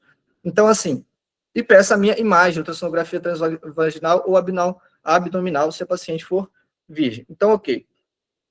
O que eu quero passar é o seguinte, quanto a essa parte é bem teórica, é mais específica, né, não dá tanto para a gente acertar indo na ordem de atendimento, mas pelo menos eu pontuei metade da estação, né? Eu coloquei esse material aqui, porque eu vou mandar para vocês, mas para estudo teórico sobre síndrome dos ovários policísticos. E se alguém puder me dizer mais ou menos como eu faria o diagnóstico de síndrome dos ovários policísticos? Alguém sabe dizer? Ultrassonografia e exame laboratorial? Roterdã. Exatamente. Eu sigo os critérios de Roterdã. Perfeito. Beleza. E esses critérios eu vou ter com anamnese, que se eu não fizer corretamente, a paciente já chega com a queixa, óligo ou amenorreia, é um dos critérios, né?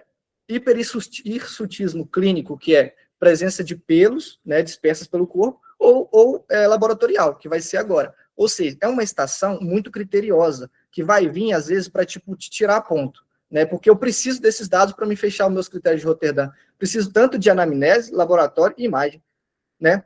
E não é obrigatória a minha imagem ali com o padrão, não é obrigatório, certo? Mas eu preciso de 2 dos 3. Se eu tiver 2 dos 3, eu confirmo o diagnóstico de síndrome dos ovários policísticos. Critério de Roterdã, óligo ou amenorreia, hiperhirsutismo clínico ou laboratorial, e a imagem, que seria a ultrassonografia pélvica transvaginal ou abdominal. Ok, cheguei na minha hipótese diagnóstica, é o que eu falo. Senhora, pelos seus exames e sintomas, identificamos que você tem síndrome dos ovários policísticos. Beleza, comuniquei o diagnóstico. Tenho tempo, tá bacana, estou administrando bem, eu explico o que é. Mas de forma resumida, só coloquei aqui bem específico. Distúrbio hormonal comum nas mulheres em que os ovários produzem mais hormônios masculinos. Poderia fechar só aí, ok? Explicar o diagnóstico. Beleza, vamos supor, você terminou, encerrou a sua estação e não explicou o que era, depois chegou no final, você ainda tem tempo, volta lá e explica o que é. Entendeu? O ideal é você fazer o diagnóstico. Fiz o diagnóstico. Agora eu tenho tempo, terminei a estação, volto lá e explico. É isso, isso, isso. Você tem alguma dúvida? Você tem alguma dúvida? Pode perguntar 500 vezes. Eu fiz isso 500 vezes na estação de leiomioma, por exemplo, e você não pontua mal por isso. Para mim, era a principal estratégia para mim ganhar tempo e pensar em alguma coisa diferente. Tá. Lembrar dos diagnósticos diferenciais. Geralmente, a paciente vai perguntar, poderia ser outra coisa? Mas ela só vai te perguntar se você for perguntar se ela tem alguma dúvida. Entendeu? Quando eu fecho meu diagnóstico, você tem alguma dúvida quanto ao diagnóstico? Certo? Na maioria das vezes, igual os colegas disseram, podem existir outras ideias, né? Às vezes é quando você perguntar e ela vai ter uma dúvida, ou às vezes vai ter o comando já para a pessoa, que quando você fizer o diagnóstico, ela vai te perguntar. Entendeu? Por isso é importante o raciocínio também, para o ator entender que você fez o diagnóstico. Você tem que citar o seu diagnóstico, ou a minha hipótese diagnóstica, eu tenho que dizer isso para o paciente ter aquele gatilho, porque às vezes ele vai ter o comando de te perguntar quando você disser. Ok, então eu vou lá e cito hiperprolactinemia, um hiper ou hipotiroidismo e uma síndrome de Cushing. Coloquei aqui a conduta de tratamento, eu vou tentar fazer de alguma forma aqui um livrinho da maneira que der, das doenças mais importantes, para mandar para vocês de conduta e tratamento de forma resumida, para a gente poder memorizar isso daí e tentar enviar para vocês depois, porque isso ajuda bastante a questão. Pode falar. Outra coisa, não sei se vocês estão no grupo geral, né, do Revalide Fácil. Eu e o Marcos, a gente já tá, né, sempre postando alguma coisa ali, algum card já resumido. Vocês peguem esses cards, gente, imprimam, colhem na parede de vocês. Por exemplo, a gente já fez uma de Spikes, qual que foi a primeira, Marcos, que eu esqueci? A primeira a gente fez de hemorragia da primeira metade? Ah, verdade, era gestação ectópica, né? Isso, hemorragias da primeira metade da gestação. Então a gente está fazendo o quê? Aqueles cards que a gente está disponibilizando gratuitamente para todo mundo no grupo geral, ele tem o quê? Um resumo do que é essencial para aquela determinada estação, tá bom? Então, o que acontece? Aquilo lá é uma metodologia que a gente inventou agora de fazer no grupo para pessoas que não conseguiram fechar a mentoria, porque vocês já sabem que a mentoria, né, ela é um grupo reduzido, é só isso daqui de gente, tem uma lista de espera maior, mas vocês conseguiram garantir a vaga de vocês primeiro, então é para todo mundo aquele lá. Então, para vocês também fazem sentido dar uma olhada no grupo geral com os materiais que a gente manda lá, tá bom? Perfeito. Igual eu tô dizendo, a ideia aqui, os meninos fizeram, né, algo mais dinâmico, é interessante para a gente aprender o raciocínio. Eu estou tentando passar para vocês como que na ordem de atendimento eu posso estudar diferentes temas, entendeu? Se eu acho que, então, que síndrome de Cushing que é o meu diferencial, eu tenho que me perguntar por que não é, e já vou direto estudar isso para já criar aquele raciocínio ali na hora mesmo. Aí eu estudo esses dois temas e não volto mais neles, tem que ser algo de qualidade, igual a Verônica falou da outra vez, às vezes nem tanto quantidade. Eu tenho que sair, tipo, porque se não estiver voltando toda hora para revisar, não é algo legal. O que vai acontecer na questão da conduta, porque ninguém decora a conduta toda. Ok. Aqui na conduta e tratamento, eu coloquei todo aqui o materialzinho para vocês revisarem depois, mas eu queria chamar a atenção para uma coisa.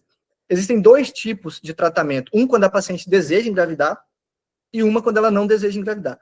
Então, quem teria dúvida que viria no meu padrão esperado de prova que a pessoa pontuaria por perguntar se ela deseja ter uma gestação futura ou, não, ou recente, ou futura ou não, entendeu? Com certeza estaria no padrão esperado de prova, porque é algo específico da minha conduta, porque senão eu vou errar o tratamento todo também. Então eu tenho que perguntar para ela se ela tem essa intenção de gestar ou não, de engravidar ou não, certo? Então aqui no material, mudança de estilo de vida vai ser para todo mundo. Lembrando que é uma alteração endócrina metabólica, tem alteração hormonal, certo? Tem, né? Mas também tem uma alteração metabólica. Então pode ser uma paciente que tem dificuldade para emagrecer. Outro cenário, imagina, seria sacanagem? Seria, mas ele chegar com a paciente no cenário onde se queixou de que não consegue emagrecer. Quantas coisas você vai pensar? Seria tipo uma insônia. Insônia até que foi mais, algo menos abrangente, mas que tipo, te deixa confuso. Então, ok. Como eu digo, vai estar lá, paciente, a senhora, quando eu for para a minha conduta, você deseja engravidar? Né? Aí ela vai me responder e daí eu guio a minha conduta. Se ela não deseja, logicamente, eu tenho esse eixo de tratamento com anticoncepcional, certo? Esse é o que mais vai pontuar e que vai estar na maioria dos padrões para de prova. Mas pode vir um antiandrogênico, né? Nunca isolado, que é a espironolactona, e também a metformina no paciente com sobrepeso, resistência à insulina. Ah, mas eu não sei quando usar cada um. Fala os três. Você não pontua negativo, entendeu? Então, vou falar. A gente vai iniciar um tratamento via oral, anticoncepcional oral combinado, né, com espironolactona, não precisa, é bom saber as doses, porque a gente não sabe o que vai vir aqui para frente, né, mas se eu lembrei todos e concluí, pelo menos eu tenho aquilo ali registrado. Aí, beleza, terminei, eu lembro das doses, eu volto e falo as minhas doses de cada medicação. Se a paciente deseja engravidar, eu posso simplesmente fazer um controle com ela. Eu faço mudança de estilo de vida, uma metformina, indutor de ovulação, é assim, muito difícil a gente voltar e revisar tudo isso, né, então a gente tem que decorar, às vezes o letrozol, o clomifeno. E se tiver falha, encaminhar. Ok, nas minhas considerações finais, vou planejar um acompanhamento com essa paciente, vou reavaliar ela a cada 6 meses ou um ano, vou marcar o retorno dela, que é basicamente planejar o acompanhamento, vou falar, olha, no nosso acompanhamento você vai ter que retornar em 6 meses, né, vou estar encaminhando. Outra coisa, na dúvida, encaminha para todo mundo. Encaminha para todo mundo. Encaminha para o ginecologista, para o endocrinologista, para a equipe múltipla planejar, planejar, por, sei lá, qualquer coisa, se for perda de peso, né, para o personal trainer, que vai estar na equipe multi ali a questão da perda de peso. Você pode falar besteira? Pode, entendeu? Mas lembrei, falei algo relacionado à atividade física, eu posso falar, entendeu? E no final, se deu tempo, despede-se e faz dúvidas. Então, é o seguinte, pessoal, em resumo, eu só queria passar para vocês a ordem do atendimento e mostrar para vocês. O PEP List tem tudo que está aqui. Tudo que você precisa pontuar vai estar aqui na maioria das estações. A estação começou já com meus exames complementares. Eu vou voltar e vou realizar a minha anamnese. A não ser que esteja escrito lá. Não é necessário realizar a anamnese. Entendeu? Então, assim, é uma maneira teórica de estudar, um materialzinho que eu já criei também para o estudo teórico para vocês, né? E de um tema que, às vezes, ele é bem específico e que requer um raciocínio mais difícil e mais complicado. Enfim, alguém tem alguma dúvida, alguma questão em relação a isso? Doutor, Acredito que quando, não. Oi? quando Achei pergunta muito bom esse sobre material.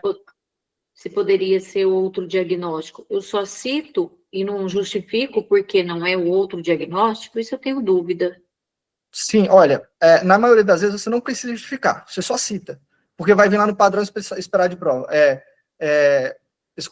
Citou diagnósticos diferenciais, hiperprolactinemia, hipohipertireoidismo, só isso, só citar, porque são coisas que você tem que ganhar tempo. Todas as vezes vieram só para você citar, entendeu? Senão vai ter um gatilho para eles, quando você perguntar, você tem alguma dúvida? Ele vai perguntar, doutor, mas por que não é hiperprolactinemia? Eles já vão te perguntar e você vai explicar o porquê não, entendeu? Muitos pontos, por exemplo, teve uma estação de climatério que era quase impossível terminar ela. Não sei se o Pablo fez, não sei se foi no ano dele, mas era muita pergunta, eram umas 10 perguntas. Eu perguntava se podia fazer outro tipo de tratamento que não seria medicamentoso, se era fitoterápico. Perguntava um monte de coisa, era impossível terminar. Ou seja, você quase não pontuou pela sua estação toda, pontuava só pelas dúvidas do paciente. Então, assim, a questão de lembrar, ter esses gatilhos de perguntar você tem alguma dúvida, e aí ela vai te dar aquela ordem que vai pontuar no final, entendeu? E assim, mais uma vez, ainda que seja um pouco mais complexo, é o que eu disse, essa maneira de estudar, para mim, sozinho, é uma boa maneira, porque aí eu sei o padrão, o que esperar, eu já fico automático, porque assim, se fosse por mim, e eu tivesse como, eu teria estudado tudo na minha parte clínica, do ciclo clínico, a partir da queixa, né? É bom estudar por sistemas? É bom estudar, mas a partir da queixa, porque a primeira informação que você tem na estação é a queixa do paciente, e dali você já tem que ter umas 3, 4 suspeitas, entendeu? Porque, ou senão você vai direcionando.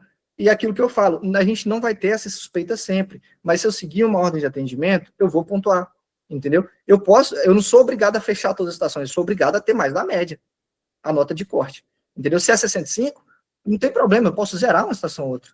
Pode falar, Paulo.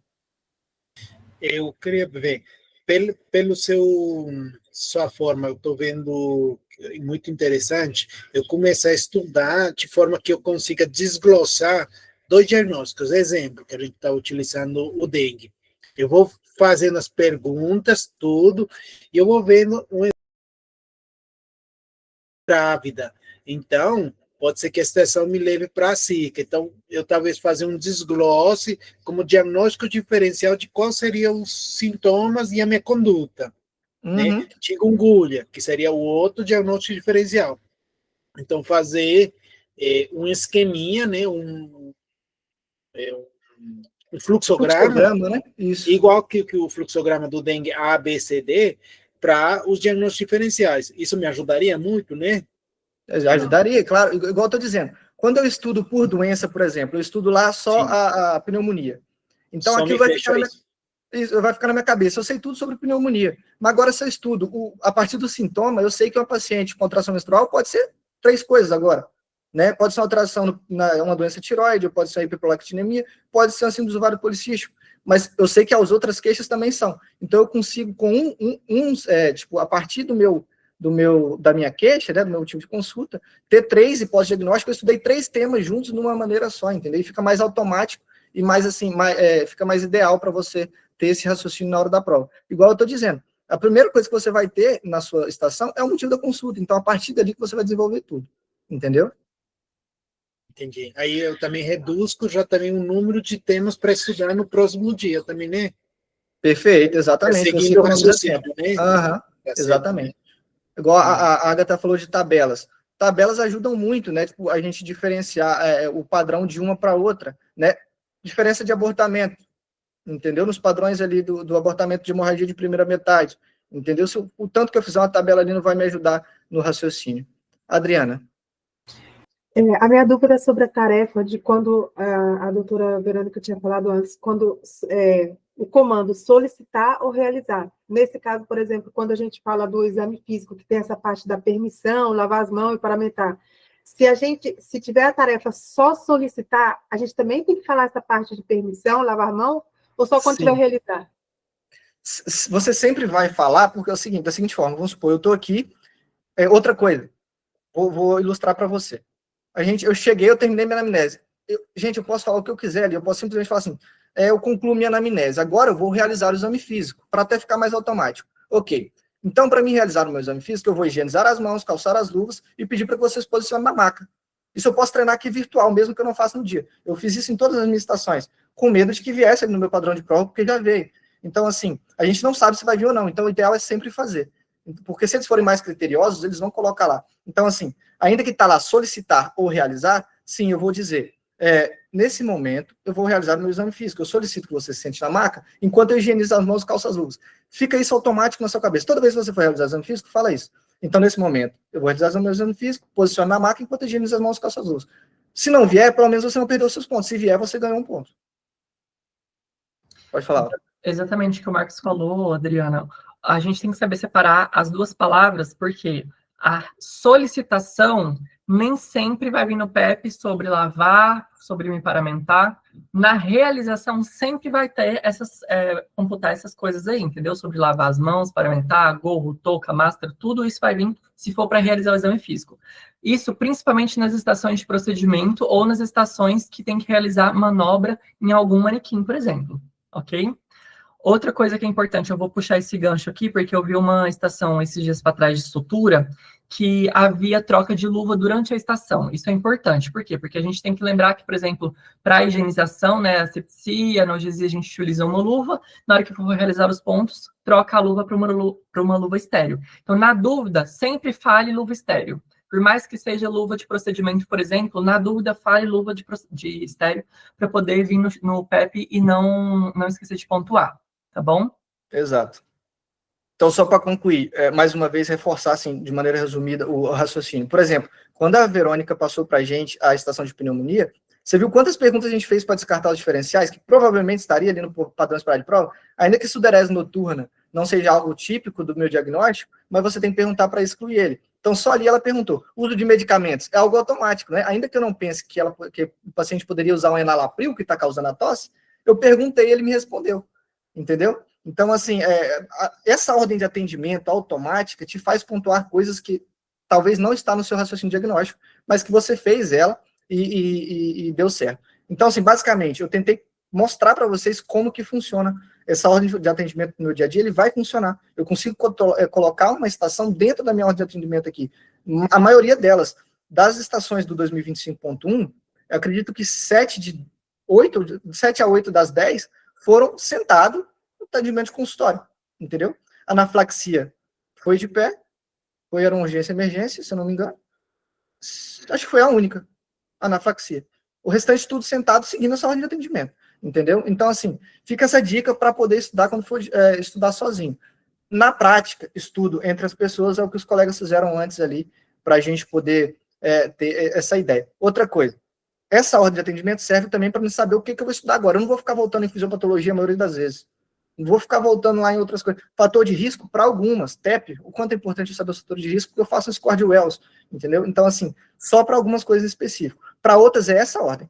Então, eu vou estudar como fazer a anamnese de tal coisa. Quais exames solicitar em tal coisa. É essa ordem de atendimento aí que a gente vai estar sempre estudando, tá bem, pessoal? Vocês devem estar bem cansados, a gente vai... Alguém tem mais alguma dúvida? Hoje foi punk, né, gente? 2 treinamentos aí bem intensivos comigo e com a Verônica. O Marcos finalizou aí com a ordem de atendimento, né? Ele fez esse documento diferenciado aí para vocês terem uma noção de que a ordem de atendimento vai resolver muitas das estações, né? Que é aquele documento básico que a gente caminhou para vocês. Espero que vocês tenham gostado de hoje. Tem mais alguma dúvida? Alguém fala? A Monique levantou a mão. Oi, Monique.